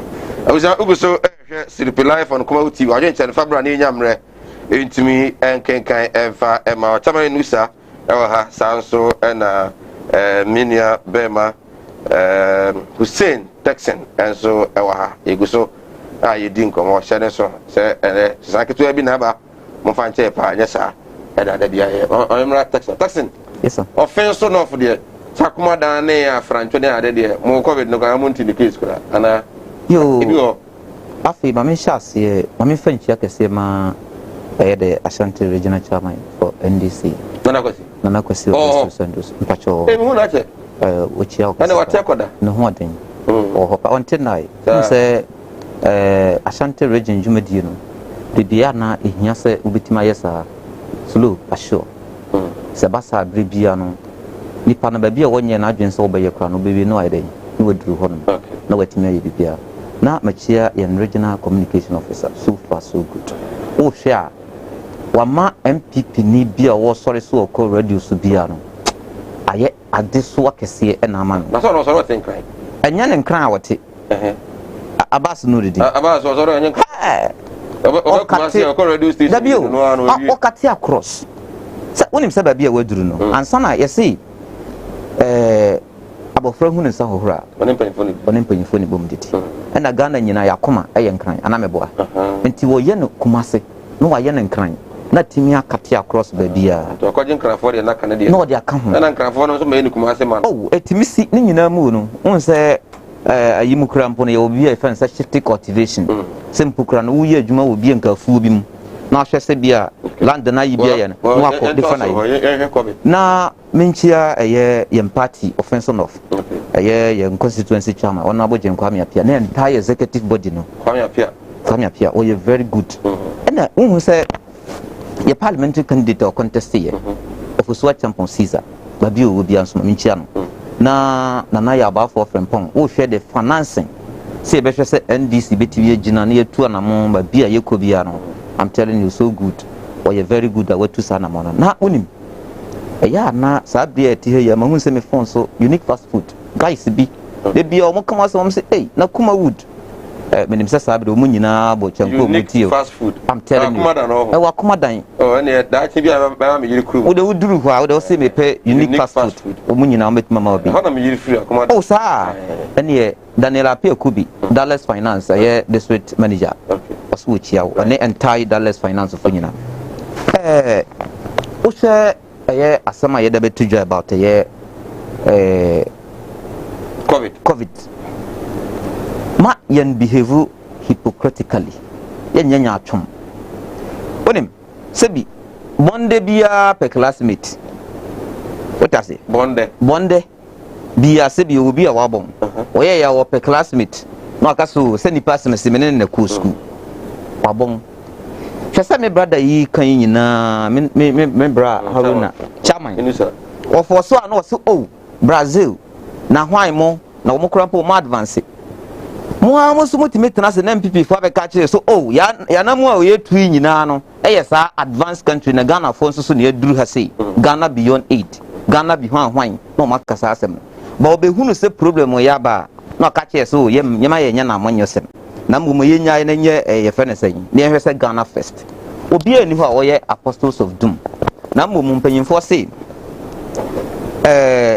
nipa na de waye no eno na ye beka ho asem ebi ni say COVID-19 yi ba ya ye ka ho asem no aye media for no eto da bia na mi blame mo kakra blame amede ma mo ne say me ko so blame ya ko say me ba de ntia me ka sa ne say Ghana sa wo kan arms of governments na ye were executive legislature and judiciary media abe the fourth arm of government mo ye the mouthpiece for the citizenry and then to the government and you know mu play no is it sa rule na ankasa na mu play no ebra ye sa registration in relation to a 2020 election a lot of people health personnel sa mebra yi ka ho they were coming out with a certain I said say udi sa na mu ya aye adukwe mensa so opese wo ye na it will not help in terms of what health wise amanyo for mebra yi ka ho ene no nado danko Akufo-Addo ST on consent said there be omfa ho media kept mute allowed the adequate mensa and then the entire electoral commission plus NPP to manipulate and do whatever they want because say omo co election.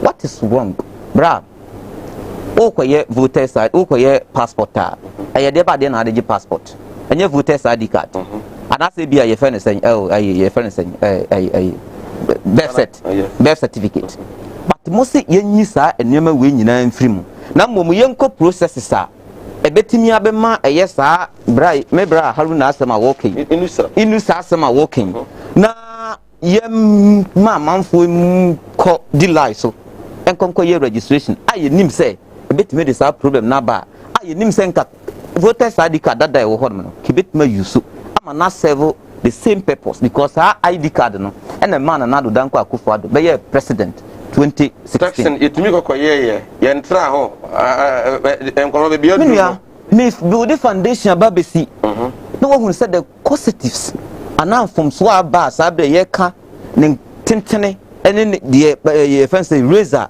ekosoro ne nyina no eye NPP amayoko ene nanado danko Akufo-Addo omo na ye den accurate ye wahana ebra na Ebola yadie that was 2013-14 na danko Akufo-Addo then presidential aspirant asema o ka kire o mampanyine mahama ne say wan hweye na say sa Ebola aya wosu ba besi no Ghana ha no say de yare bi anase emanipa bi ato a ye ehun konkom wanye den bebo agu so pacho na do ankasa enti wo hwe sa brenka COVID-19 ni si ye no nka NDC amayoku etena sese wo ye sa de na nka de besi ye me ka cho say sa release items like water, electricity ye share ya ban ka se odi ma timamofo no eye mahama proposal ebra woni ne health personnel etena say we mu brief the press as former president and nipa wo pese bebe mampanyina no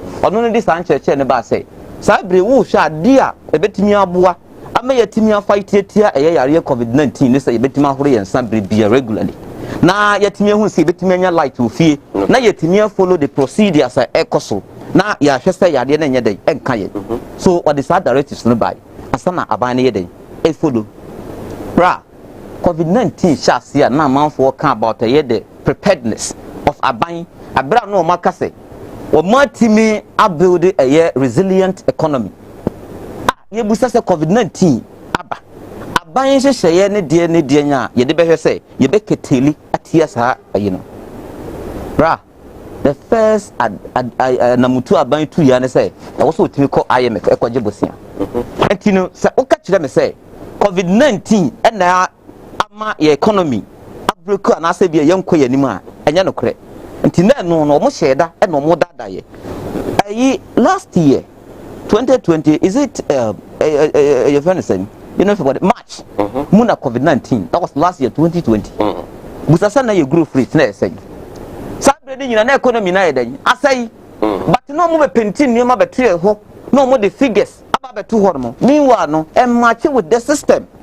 But I just said, I could do a commodity. Now, we start for saying inflation, why, and then in the ATU. Nipa to bottom, no, she won the bottom. What's in a way, make us much. COVID-19, you buy ye. Nanado Danko Kufuado, neighbor, me and nene, party penny for. You will have Sir John Woo ye, and I'm call a year Sir John Krum. Mukoya ye, no one can acquire you, no sitting could tell me now. But I was sitting could invite you. Oh, Omokoya move by a fancy secretary. Busiana say a year course of Hormon. Penina who now yet the first gentleman of the land. The commander-in-chief of the Ghana Armed Forces. I will just say COVID-19 protocols now was it to me adhered to when this so. I'm a moment or Mukoya compare Maba say or Peso Baby flag bearer. These are things are hypocritically. I was it to speak it here. Because all just are the CEO of Horman. Oh, I was say, you know, you see a guy.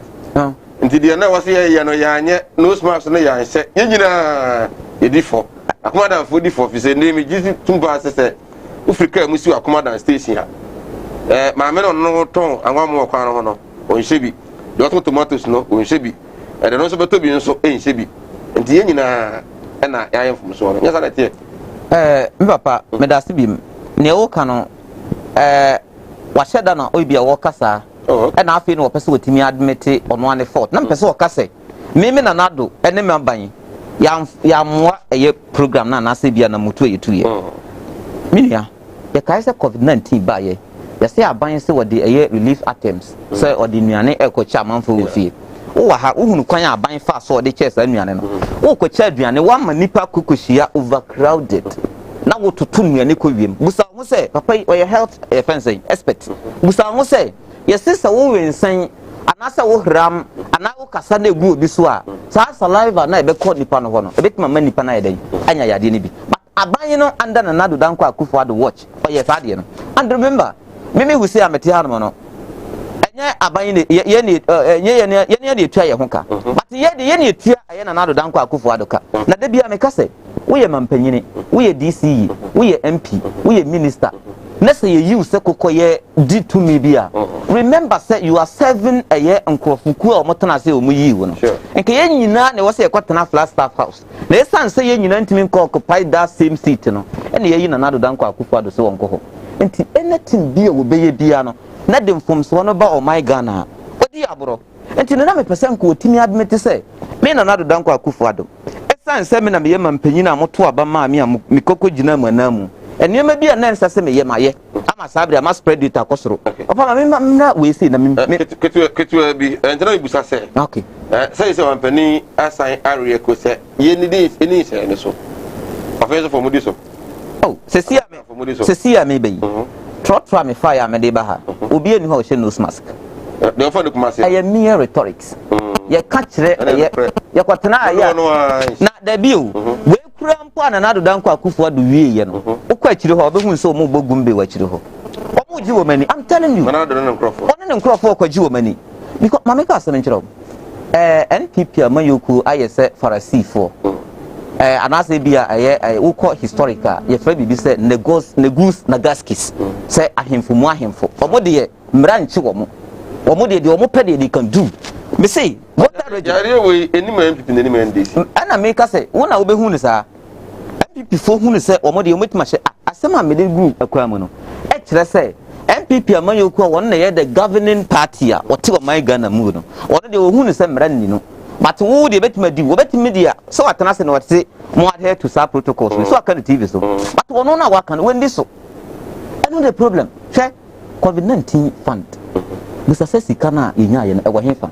And they say business offensive business business offensive MBS SSI sa relief aye sika ye say ya fama aye woni bi fo na se boja fo na komo fantu anamo no se wonim de omo ye ukogina ba bia na sa wo hwe na se makwa dum na me pese me koto ade na me dure me sika nso na so why o fon papa wa no say no say begina no wagina no twa picture na was so yenhwe no ma retrieve sika no no da share boot no kwakodi. I'm telling you say we shouldn't try to come out with what a populist invention. Okay. Just to create attention say bibi meanwhile no e bro my Ghana. What is COVID-19 or oh say to me mahunu say most no you ready and you follow a bia international community send nneema AC wo ho no most no enipa bebre betuma say oh na me kra no ye ka COVID-19 me nya hunu say yes nipa say masi no wonya bie but de bia ye ba ne aba beka e na de nti amanfo believe ne so ate no after sa ban na ka se see you know wo de nyame boa from chinachi anase ne na wotwi mu sa the same aban no ene na nado danko akufuado wo de wo behunu ade om sande ba tudwa anase anamu om besa tubi de bia mtimi busa say me papa na nado danko akufuado menyi ni so hwe TV say de hwe bi no ba onya briefing aha omon kan kra na kire oh because anima bebrebe wo ho na say o kan bia hashipa me bra ote hanom ene na nado danko akufuado wo hwe explanation anasa di bi o meka bia no ebeka koyese ba bia at heaven te say oduru me offense no fa me dis ya wo ha ye fe no onabu David Asare edin ada no so wo honom so wo se wo adwumawura eno ne station bi na ekan but wo be duru the center part of ya komadanya from 2017 the PEM Sabira no one single project commission under the district. Well, go so share Sinupi. We are live on Kumawood TV. Join us Facebook, Kumawood TV, and after YouTube and so Kumawood TV. Other than to back in Facebook, Krabadiaba, Randolph appear Boateng. I say I'm watching you live from Akumadan. Okay. No factory here, senior. Randolph Diaba no. Nalba Lakman. I say it never true that they started construction of a tomato factory in Akumadan. Okay, when also the other Abano. I say there is no 40% tomato factory in Akumadan. The regional minister couldn't give any update during vetting. Okay, in Facebook Accra mo de Abano. Titan Akumadan the name say omo Akumadan mo hwe no mo ka say maybe I know where you fat here for the factories near there. A biniho, the tomato one. But I don't know on the COVID, a crab enough. What do you say? Say a giant woman and this one do mislead us. Okay. Here, you know, when they communication, your communication, Subiana, they don't have idea of what they are coming to discuss. Then they will bring their own topics. Oh, yes. Why do you say so? Yeah, COVID asa. Meaning on car bibia emfa COVID bia. Oh sir, one this one COVID. The first 5 minutes no, or the year in China.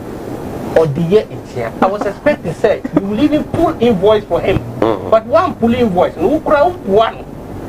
Or care about somebody's business on a national television like this. You're supposed to give him invoice. Okay. Because every time na mudi ejuma. What friends say you be discuss COVID. When discuss COVID no, and all the chia no kofo. Okay. Praise kofo. Later discuss COVID. And I want to talk say. Say on say COVID no on believe say COVID wo hono na. Mankasa. Or see. When we say COVID dey kill bia. That's a perception. But see among for adwene eyo mo say COVID no. Ono already and OT. Yeah. And pay. But on who say COVID at you, when who say Obia na see COVID na kum, I will be on all one. Okay. You see the point? In effect, or see COVID anyhow. But that is very, very unfortunate. Say, Ubenya Kunya, Senka, Ubebo Ghana for or say, Yare no ho. You blatantly refuse to say Yare no ho. And you trying to say government and a ya idea or the area no eba or no na ya no far by or no na a decay. You see, that is the tactics of let me get an understanding from you. Are you that I'll come back to you. Are you saying sir you don't believe the COVID no? Is that what you mean? No, me papa I chairman. I say oh miss school to me. Okay. Me say timamufu a omo wa abonten. Ampo trotwa me boda ba ya me fro ye no.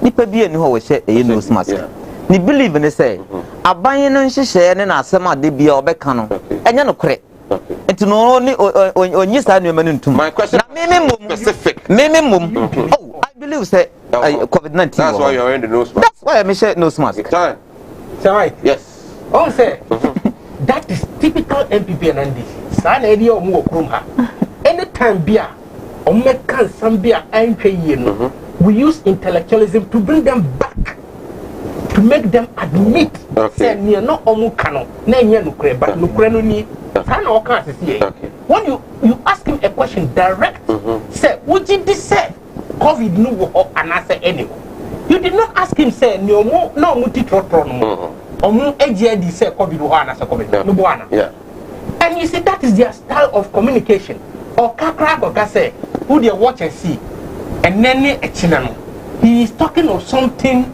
that minimum and nimni besi watchna odika ka say you see that abandon nko for omekwa koyese can you imagine that he even said to the extent say president oye we na nichi oji omu na omu bo gumbi you see this is not a play station okay right program your friend say Sinupi it should be known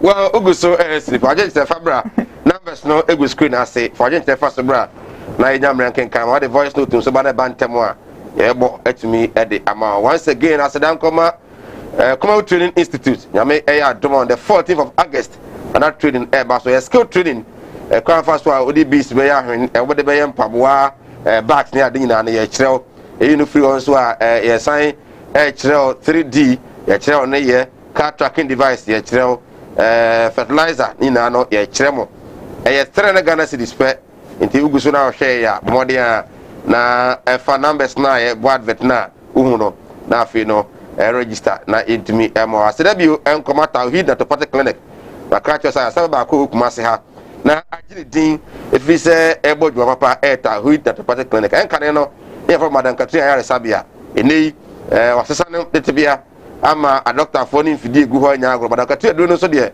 na se mojadura eje ayafo je manfo pa ebitobetimi aboa yare bia ha obia no kopim tawhid for akati kumase na obehu tawhid so mo odium eho na omo ewo 0278626262 from omo ebeji woso eguso ayenche fabra John Dramani Mahama na o kan say o catch NDC fo nyina say it is time they work hard to bring Ghana back to its normal track.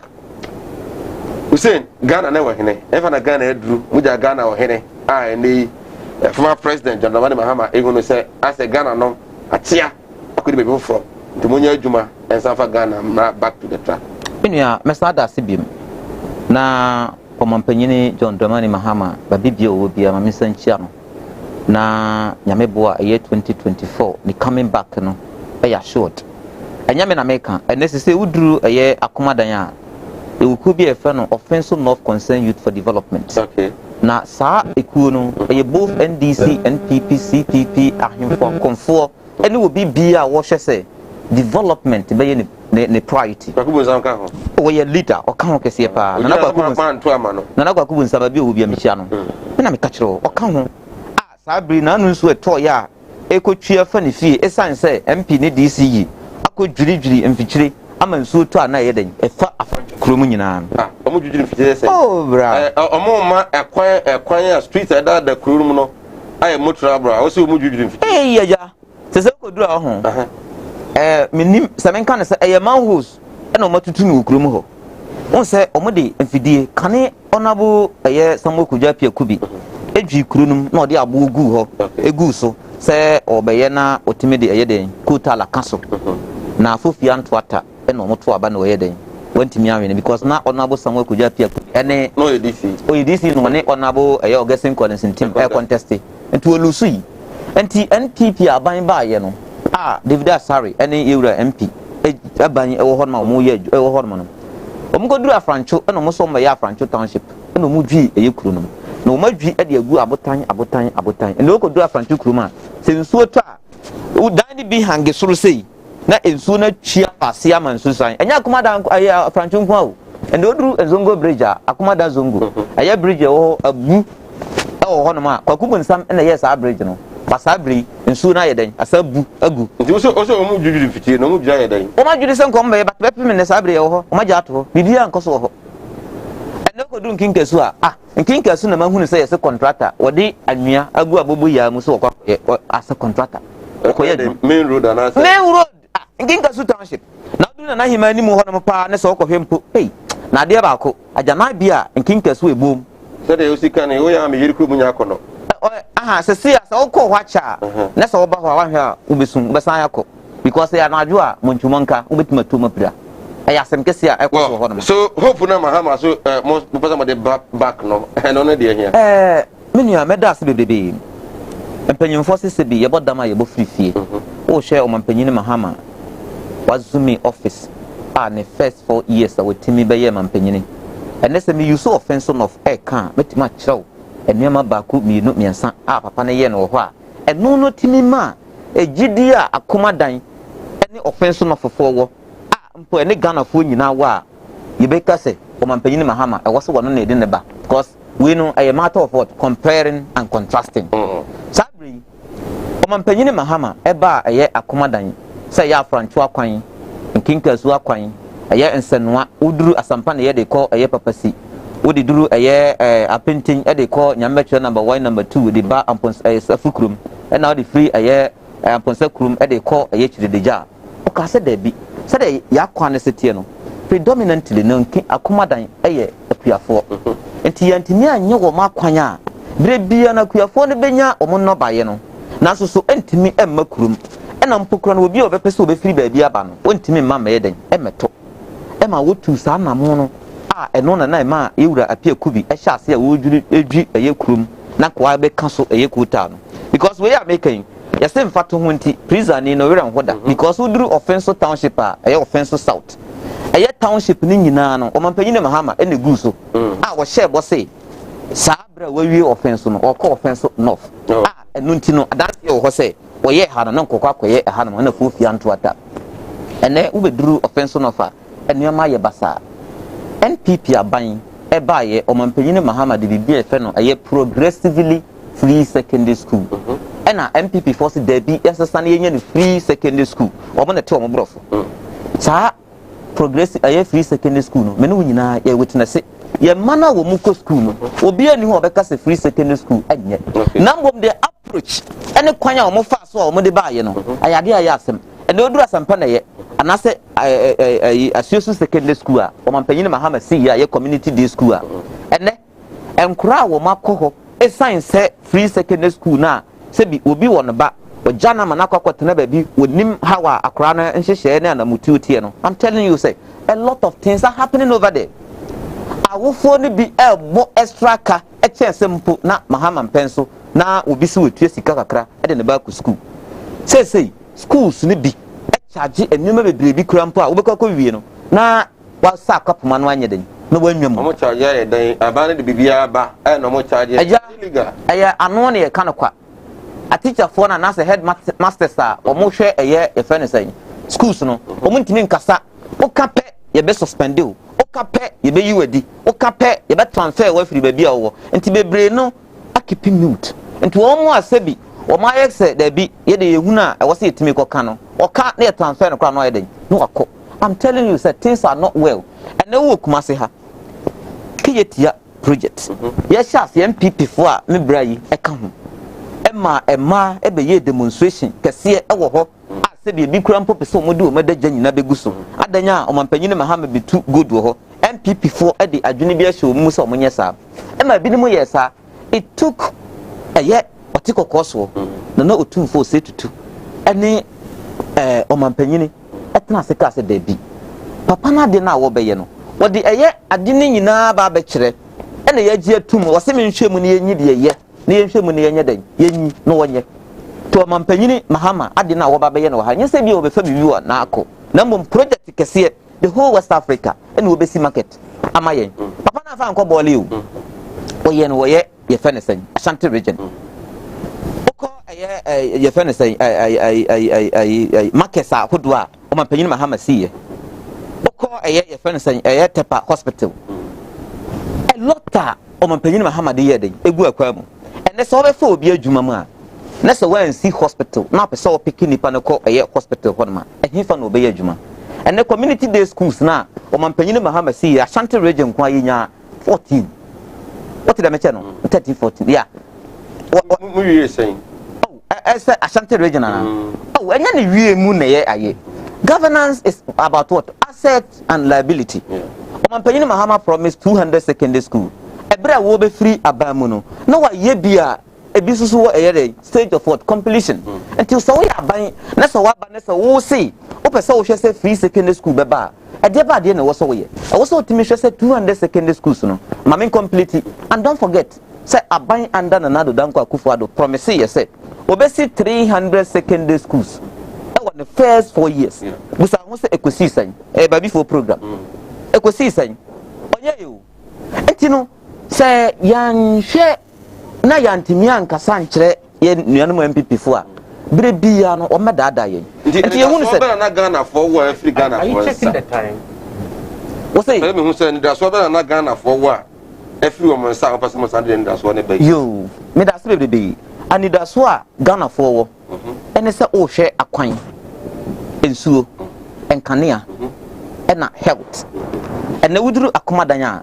A year chip compound, you were a year DC. Somewhere could just be could be see or ye son so. Sadly, a Kurama young commission ye. Oko a year and Ponce Kuruma, ye were back home.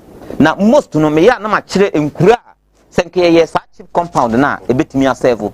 Sas and so cheap compound no. A best servo Sanisu number 1.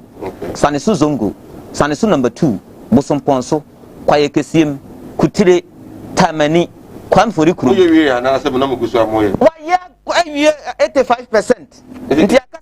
And buying under a yen another Danko Kufado, any DC a year Yura Asari. A better so metimia, no more handy over the Amasa Kruno, no motimia then, Abwasa Kruno. Sanson and they would do a year upon Sakrumediana. And next cheap compounder appear could be seen, and then one cry echo school, wouldn't dentia. So cool Dania 1.6 a swapper. Junda Bidia a swapper. And a year a Chidija Edian so upper. And he said, crowded, sir. Cheap compound we never war a year a posacrum and Musia Dibuno. Akrufwa school. Akrufwa school MP share about 2020 Muse. Mekwa, Mabe woman Messi school among. The payment the school in United, a book form. And until Mubusa MP or Parliament say, honorable guessing Collins and team. Krua Akrufwa, which about to be school, saying state to say, a sacrifice confession of him. Antino.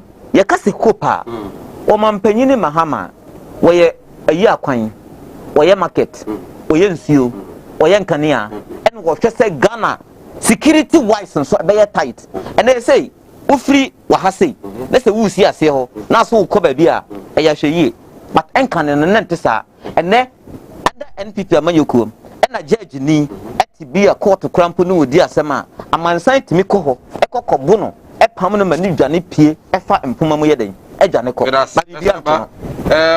Good evening. You guys are doing a great job. Please, the president should lead by example by punishing the organizers of Sir John's funeral and should admit his faults. We, Pastor Raphael Apreku, Kwada So Junasi, Divine Encounter Prayer Army. Oh, Papa. Divine Encounter Prayer Army.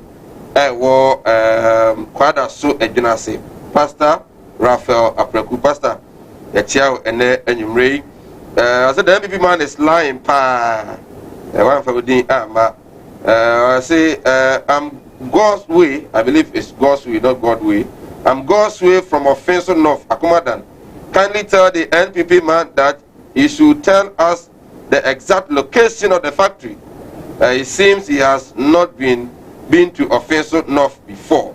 With GPS, we can just track it. Taman, how is the GPS now available? Until you catch it on Naja. Good evening, Kumawood TV. I thank Honorable Hussein for the good work. Now we are working for Offensive North. Thanks. Siaka, Ubaka, Okay. And I see a quite different also at the Abba. Say, yeah, we will go back to Mahama and NDC because NPP government and Akufo Addo government has failed us. Okay, right. Your message, you know, why would you say my editing? It wasn't wealthy reading. I've edited your message.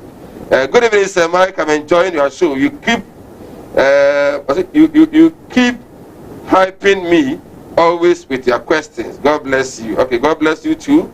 For well, what the bra? Numbers in the good school as the young can come from out. Mahama want to bring hope to Ghanaians. I don't know me Busa Hussein. Say hope no, and they are here. That's one. The end era was in Su acquiring Numa. Nothing Kanea and security wise no my Ghana Ira.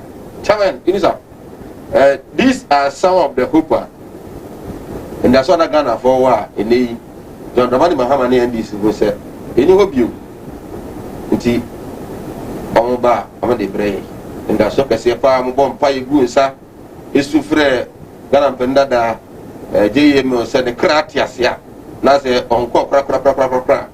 I can't honor heaven, so I can't do the say NDC and everything about Ghana is a Ghana foods. So like me that's it. But before me Casano, we did say, but mommy time, mommy Akunya, na Jaime, na Minka, the Sessana who Jaime near Kuma, and na all Casano. Oh, who besides say, Mahama say, or the hoop, a bebragana for. Or Honmuna, yep. Peja adeno every nemo me correction wa ha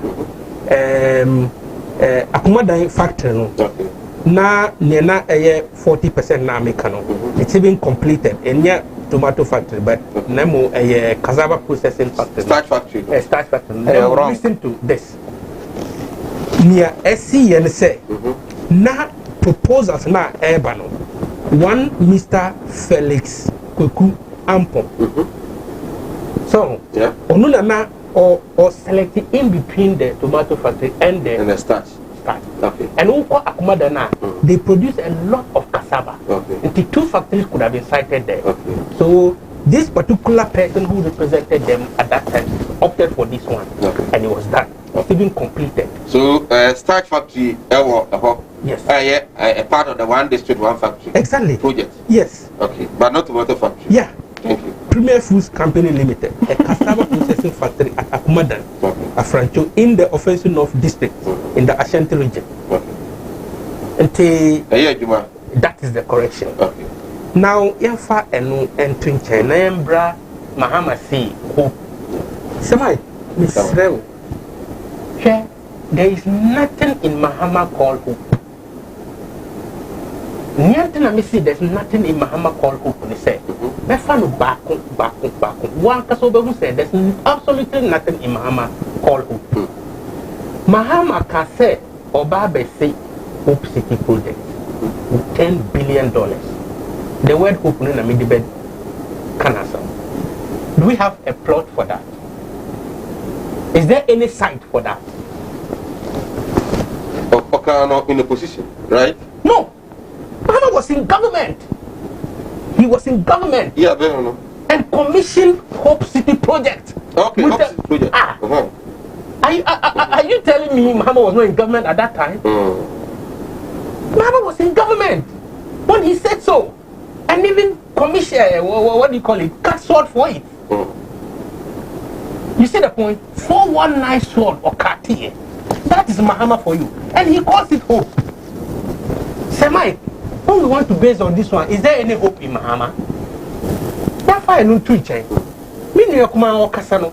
O kasa to say on any the phone one or more gonna have. He mentioned Tepa. How did Tepa hospital no? Yeah.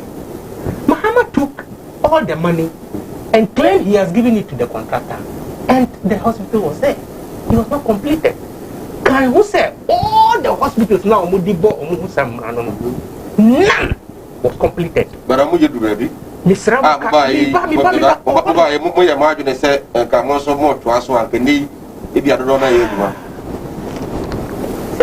just ask you, I even beg you to allow me to flow just the way you like it. You allowed him to flow.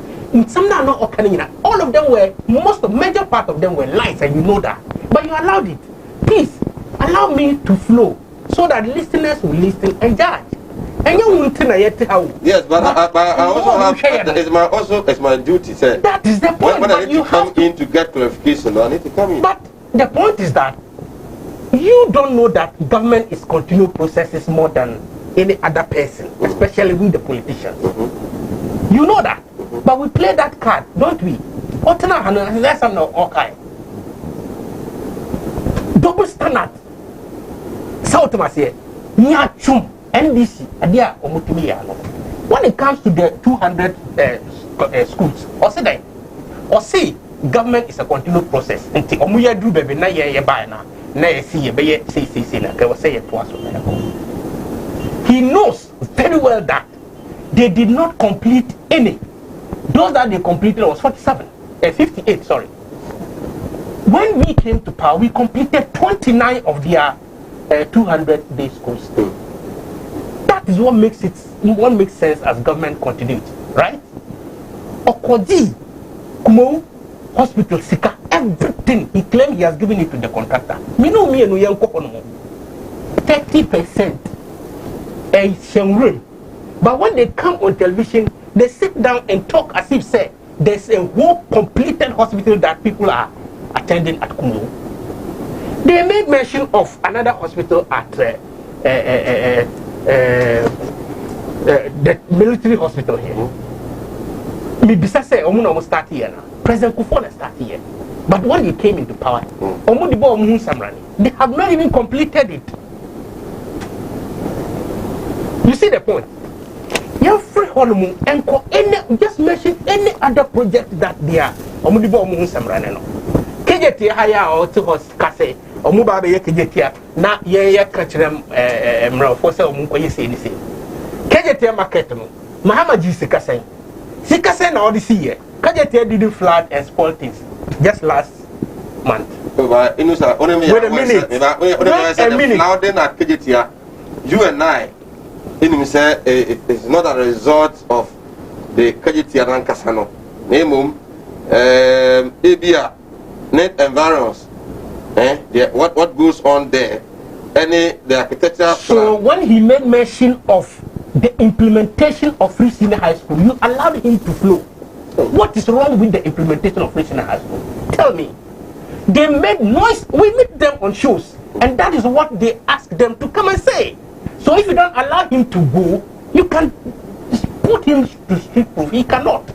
So if you allow him to go, allow me to go. I didn't allow him. He went with it. You did not ask him. He said which of the implementation because the government has been giving everything. I said it. And what did he say? You see the point? So please, we know ourselves. Don't allow him to go, and then when I'm passing, you choke me. Sa Obama na akasa ine onka nukure nkoa na obetwantro na wa manukwa mana kosana na debi mi twantro mi fanechi epiking sam no e ma obi ahu se ne na oka ne yenkwe o see Free Senior High School implementation handbook o see enkofoma e hye enwem safa. That is what he said. Tell me. Omo boarding school. Omo shenwurem safa. Is that what it is? Or see, headmasters and headmistresses are charging Nyoma anyhow. Exorbitant Nyoma anyhow. Anka. Even if it was fee paying cry, it would have been better. That is an indictment to the headmasters all around Ghana.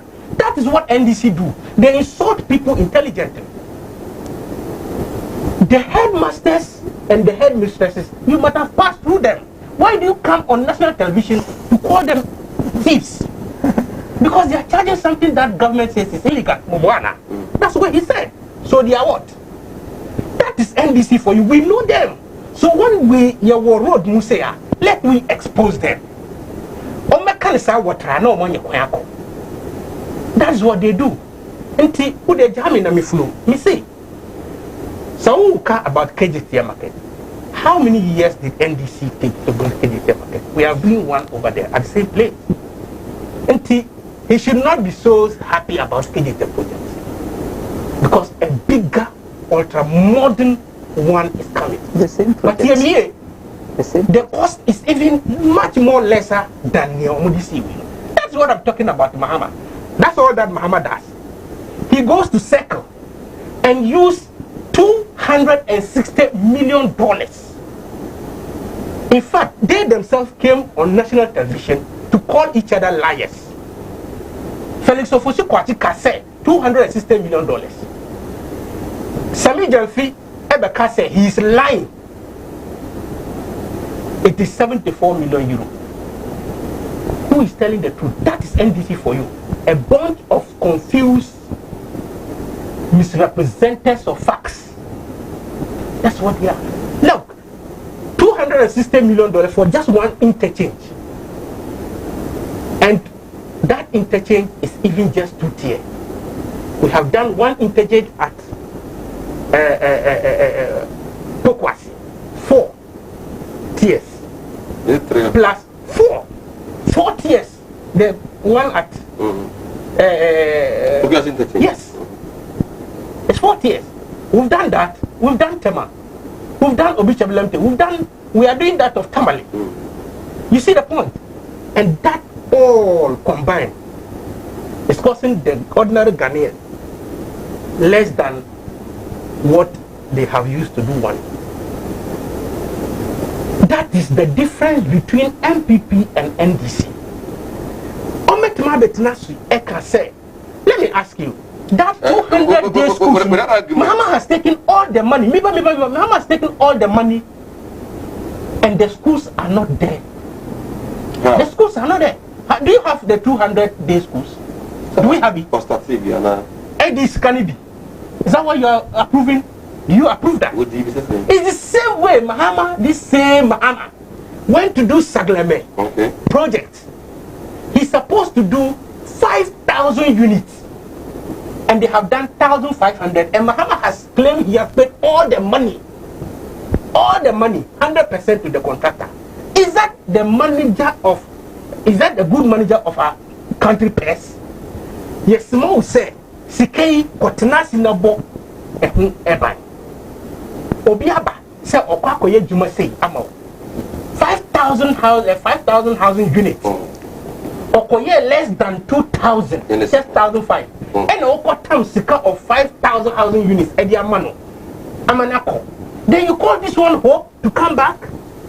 No wonder he managed to push Ghana into doom so for 4 consecutive years and was happening. And he sent Ghana to IMF, of which IMF had instructed that Ghana for the 4 years cannot employ one single soul into the civil service or public sector. And we couldn't do that. You know that, Mubwa. Is this one's not facts? They are facts. Is that what Mahama called hope? As we speak, we have negotiated with labor to tell them that we are employing 1 million Ghanaians into the public sector. For that matter, allow us to give you a 4% increment.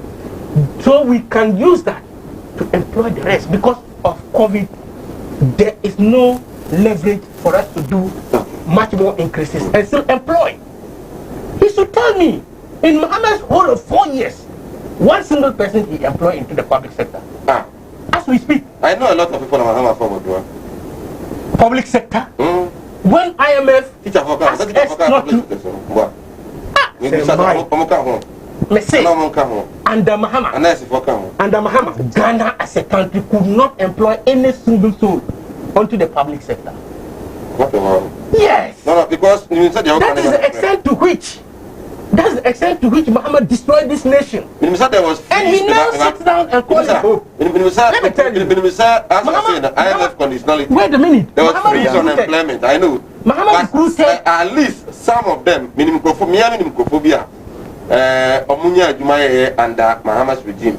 But Arabia, Omakatuanas to say bad time being a buyer that is saying any other day. A lot were also at home. But you say no single Ghanaian had employment at the Mahama there. I didn't say and no single Ghanaian had employment under Mahama because Mahama gave work to his cousin. So you cannot say no single. I am saying that at the public sector. Mahama could not employ because IMF has instructed that Ghana cannot employ one. Okay, Menasi.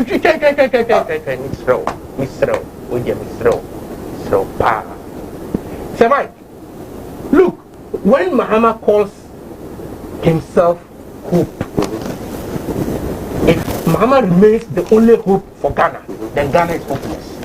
If Mahama remains the only hope for Ghana, then Ghana is hopeless.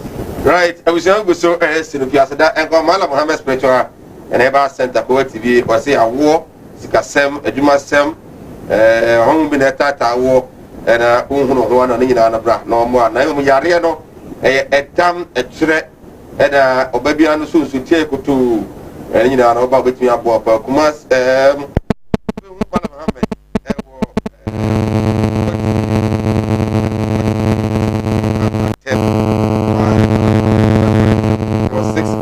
647-247 gospel casket say open a product brown this be a free moon and I say canopies and I open kunya sound system ambulance video camera ni na no obi o bit media ma so ni scap na de bra na ontumi ema obi uye na obi ts ka no e de ma no 0243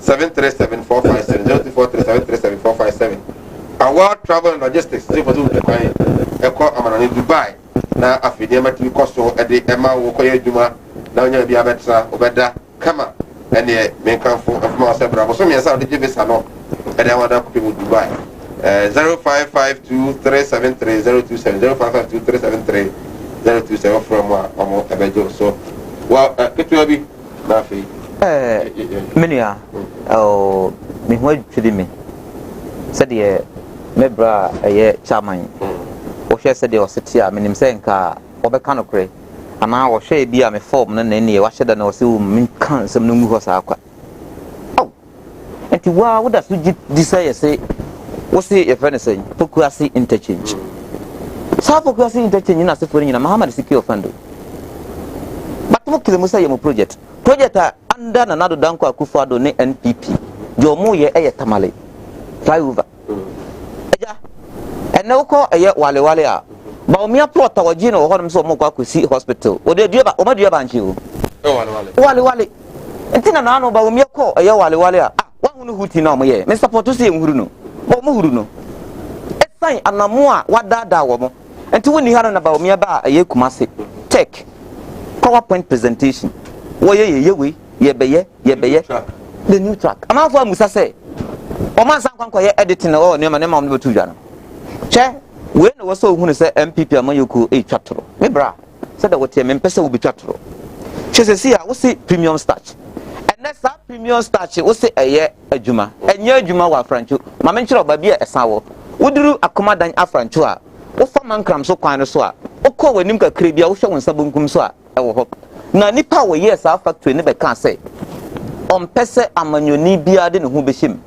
proud to 2020 election no MPP for so sen ko mo ko ho na ko mo de o mo somebody onso mo de o mo kwa na chairman mo no mo so somebody no mo de akiri oduru ya na o ma yeden na o matu amna na o mo de kwa kwesi wona papa ne se dabi ma mo mo somebody ne mba mesi ha enti afrancho kuro etise me bra me papa chairman eti ha ka se NPP amanyoku ye bibi e fa na premium starch e wo eye offense no fa ye akomadan a ba bia wo bia o mehwehwe wo abusa se eye kwan na kan sa asem no enti se mu hunu ba bia mode sekan bo ha mode sekan be hemu a mesra mo hwehwe ba bia mo factory wo na mo nkonko ye na akomadan de no eye premium starch ye private owned business a wa be ye no wo ho no ma eno kura chi no enyenye adwuma se e produce starch menu the tosu biem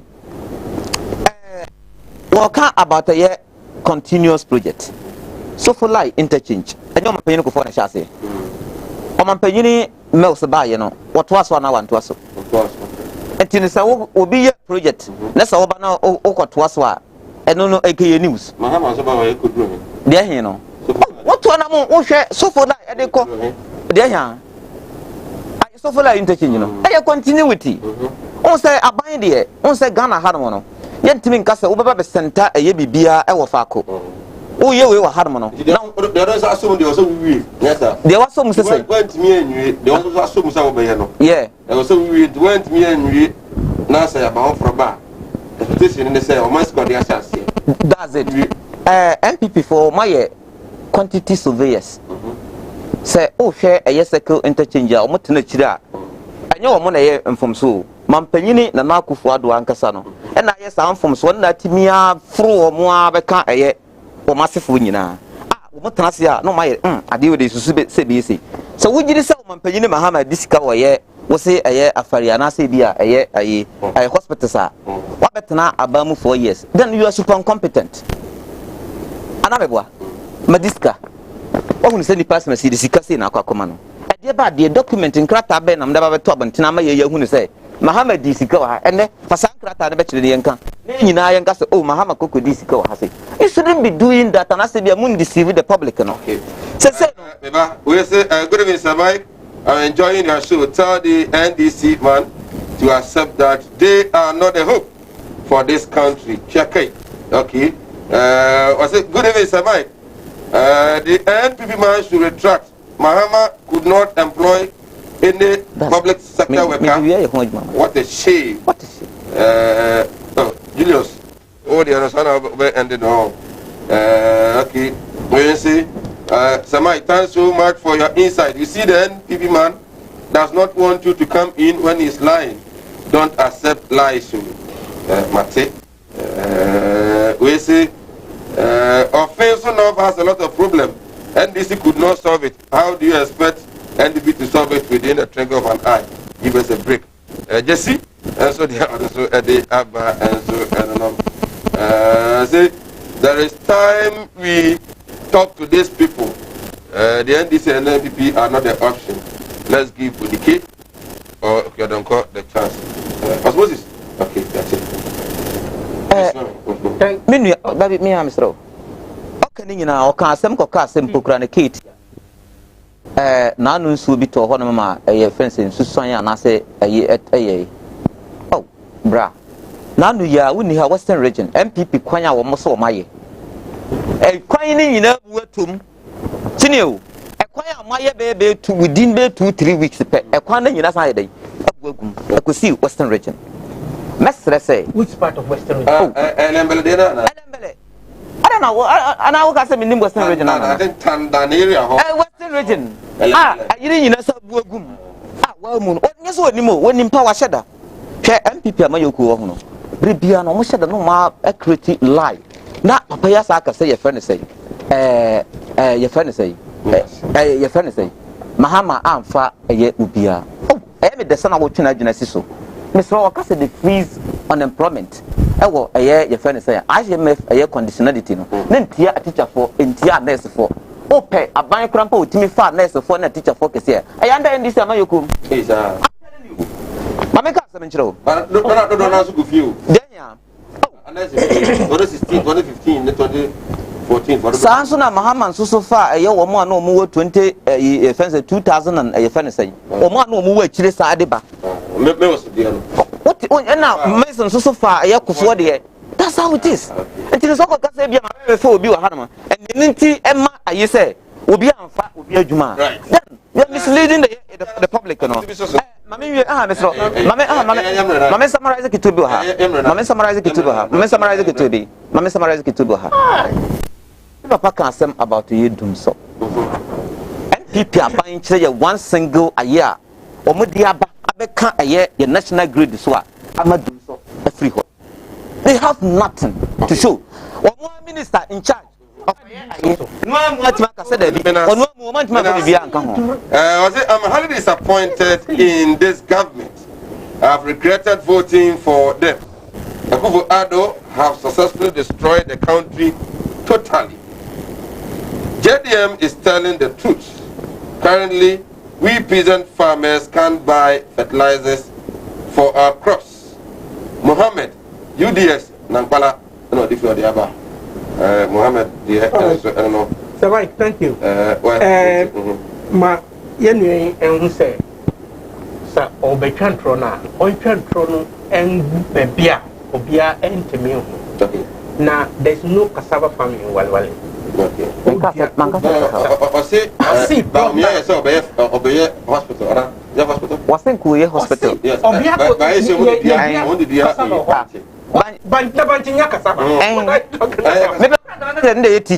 So that's because they have grown something there. Okay. Oh, but it's not cassava. It is not in use. Okay. Now the NDC man to talk about issues and stop attacking. I want to show pictures so that you know that. No. Sometimes NDC thinks we all have short memories, like them. Kwesi Sukula, Kwesi Yanasi, a very free back. Yes. Say right. You see, it is very appalling. Say, Mini Kuma. A young politician, politician, old vision to become somebody in politics is destroying his front run in politics. Say, okay, that particular hospital is ongoing, and I'm going to show him pictures. SC hospital, there's a watermelon factory out there. There's a rice processing factory ongoing vigorously. You know that I'm from Waliwali. Yeah. You know that. Yes. It says that Akumadan SM Embayana or dinner no I'll mention some other villages now. Or they say you and I will not be able to know the villages. Now if I begin to mention the villages that we have one village, one dam in the northern region now, he would know that they have Yes. Yes. It's a regional hospital for Northeast region. See, I did just say as I'm working here, because what chat through wait.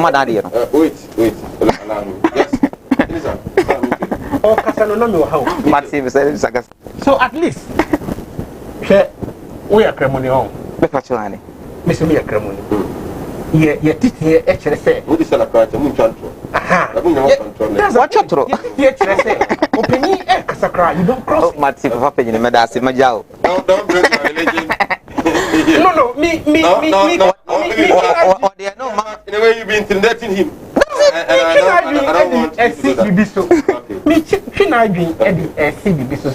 This is even our training, even from home. Until Okasana Samimiti ha. Let's admit what to say, Mimaha Crampona. It's as simple as that. So, where is the intimidation now? First moment. Oh, me fancy. Oh, I just pick it from there and I haven't even said anything. Oh, I haven't said anything. You know that I have not said anything. Now, near me can say, when you say Mahama is the home, Semai, have you forgotten so soon that Mahama was the one Atanios set up a committee to investigate him for stealing Ghana's money? Embraya, Nukukai. Mahama is typically the government official one. Obia Eka Okuruma. People are alleging that he is. You see the point? This is a president that you can directly link corruption to him. Directly link corruption. Say Mike, Uka Unim say, Omumreno, the professor of law was the president. Omudi cases. Makuma 14 Echo Court, so they've lost all of them. Omun almost say any idiot can go to court. We don't believe that. We believe, say, any idiot can go to court. Because you have to get a case, build the case, and go to court and win the case. And yes, sir, oh, sorry, now who that Ghana for say, who are winning election, and a year real, and two court. You're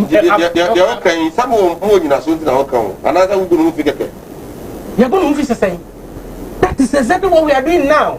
There's every evidence indicating that Ghana Sika, NDC, Ghana for the. But do you know the number of them that are in court? Are you not following it? You don't follow the number of them that are in court. 45 government officials, former government officials are in court. 45. And you're talking as if you are not aware. And I know you are a very intelligent journalist. And you and I have come up far. You know, I know the research you do. So why are you talking as if we haven't sent anybody to court? You know that their former MP, a sitting MP in NDC, has come to court and come and confess and say, well, yes, $2 million into Australia or bet yes, back my prison. Their MP, Ketu, North, MP, former MP. Is it a lie? Is this one a lie? Say my baby sir. MP all yes ka. Eba court. The lawyer eba patcho say ye jet to say the US canon. Nemo don't give him custodial sentence. That wasn't the Sikano, you bet to your back. Sikano, yes, Sikano can be here. Ebedi yo hose say Ghana for sika 1 year sika 6 sika be da sika money da sika nanti ana mi bisa wo 6 sika na be sika nanti ana ada na sika Ghana sika $2 million ebedi wo wo wia sika no ye de wo wa be gina court emrenim say wo patcho say okay sa sika yi wo betua ba na mu my sentence. This is NDC MP. So where's the hope? Just in 1 minute, Bella, Parliament person will come pass on LGBTQ. When you crack are you certain with it? Are you okay with it? Should they go ahead and answer? You think they should look through again? Just in a minute. In my honest opinion, that bill should go. It should go. It should go. Through Parliament should quickly pass it to allow our fiber as Ghanaian to exist. Otherwise, we are in danger. What's the commentary? Do you wish on when you got many ask Mark Madas and I'm person yes some kitty just in a minute, please. Minute. Abaya will say, oh, fight here a corruption. As I bring oh tout. Say Abaya under NDC a corrupt. Na or more officials and as a Nipa 45 agent a court. Nipa will no officer a corruption fight. A yet Martin Lamisi Amidu. As a mumu is super incompetent. My buying on the more pointies ning and we are from for a science anti. Why the Ocasabia or Panishan I said warfare so be investigating my year. Nana Danko Kufado and man of Hong Don't believe Auditor General Department. Or no, no, better say. Says Sika, ye dear, sir, procurement and ask for Akoso. When you should move from sorry, yeah, 1 minute is up. Some people say, as a market message, you know, by Master Plan like in Tampo, meaning message, you know, you pick a go, so I had your message here. Nana GP, I also had your message here. Johnson Yamwa, your message is here, very Reno. I am Ramon Fanchesi, and to me. I can carry Alpha Armor. Yeah, the proper yes, Reverend Pratt. 15 seconds. Reverend Pratt. Yes, Evangelist Richard Pratt. Or hey, you're not a he's a fine gentleman. Yeah, the very fine gentleman. Man, the man Panassim. That's what I mean. Sir Mike, let's stress it free in the decor. More media for no one try say Mubetimia catch MPP for. Say, as some me papa na ha walk and I make a ye wale diano. A dear see a Kumadano and a mamma a home fatu who they see wale because when to maintain a Kumada factory or say any one. Just say I didn't know. Professor North Constituency Youth Organizer for the NDC and the Otinica. Evangelist with a very fine gentleman. And because of evangelist, you know, a man Panassim is a boy now. Yaminam so at the back. I'm a trap. Only say evangelist, I am a doctor. So NDC. Even though say NDC, we deny as a piece. A man to a man. And no man. Even though I am a doctor. But who can on national TV to say a man of Penasana? So Panassim, please. Don't get me wrong. Don't twist the what's it, Emma Penal? Please don't twist the fact. We say a man of evangelist. So, also, you know, I don't know. 11,000 when she has maybe send Nipa Penasam. 11,000. My research tells me, say 11,000 when she has constituency. To be honest with you, I didn't see that. I didn't see that, and almost 80% of 11,000 may really? Yes. Semai, I have no doubt to disbelieve what you are saying because I know you. Good. You just will not say that. But I've done research. Sina maminya iketirum. Sina maminya iketirum. Asema me break un say so share research visa. Un say registration e man kasa na dominate. E wo ukọ eye voter eye ayinmu. Nti say bi say sia. We there e man. Ene ma bi. Do do na kwanya NDC for. Okay. But they laugh. Okay. That's also. Every so okay. I see a man who pay. Oh, that's a bema de map. Asante Regional Chairman, Asante Regional Director, Edema Health Facility Regulatory Agency, Okon of Eastern Soa, MPD Kasiapa, and the OSM Mubutunga, Obeba as the Regional Chairman for the NPP out of East. Last time I called, and a slight margin of the loose year. This time there was some more to tea and Namojizicano, or the Chairman, by Masai Abba. This is quite one week by Obiani Nisika. Okay, more sign and talk and this time round, and national communication team of the party and I was telling cars. Also, now we said Texans were telling committee, and it's the man who finds a name. Yet me from, of course, on behalf of the entire crew. That is here, and we be a joke at Chairman. I mean, I don't let them do my what's not. No, nine Copunusia, Ibisia, Yaka. Well, I will try. You say you free moon. Why the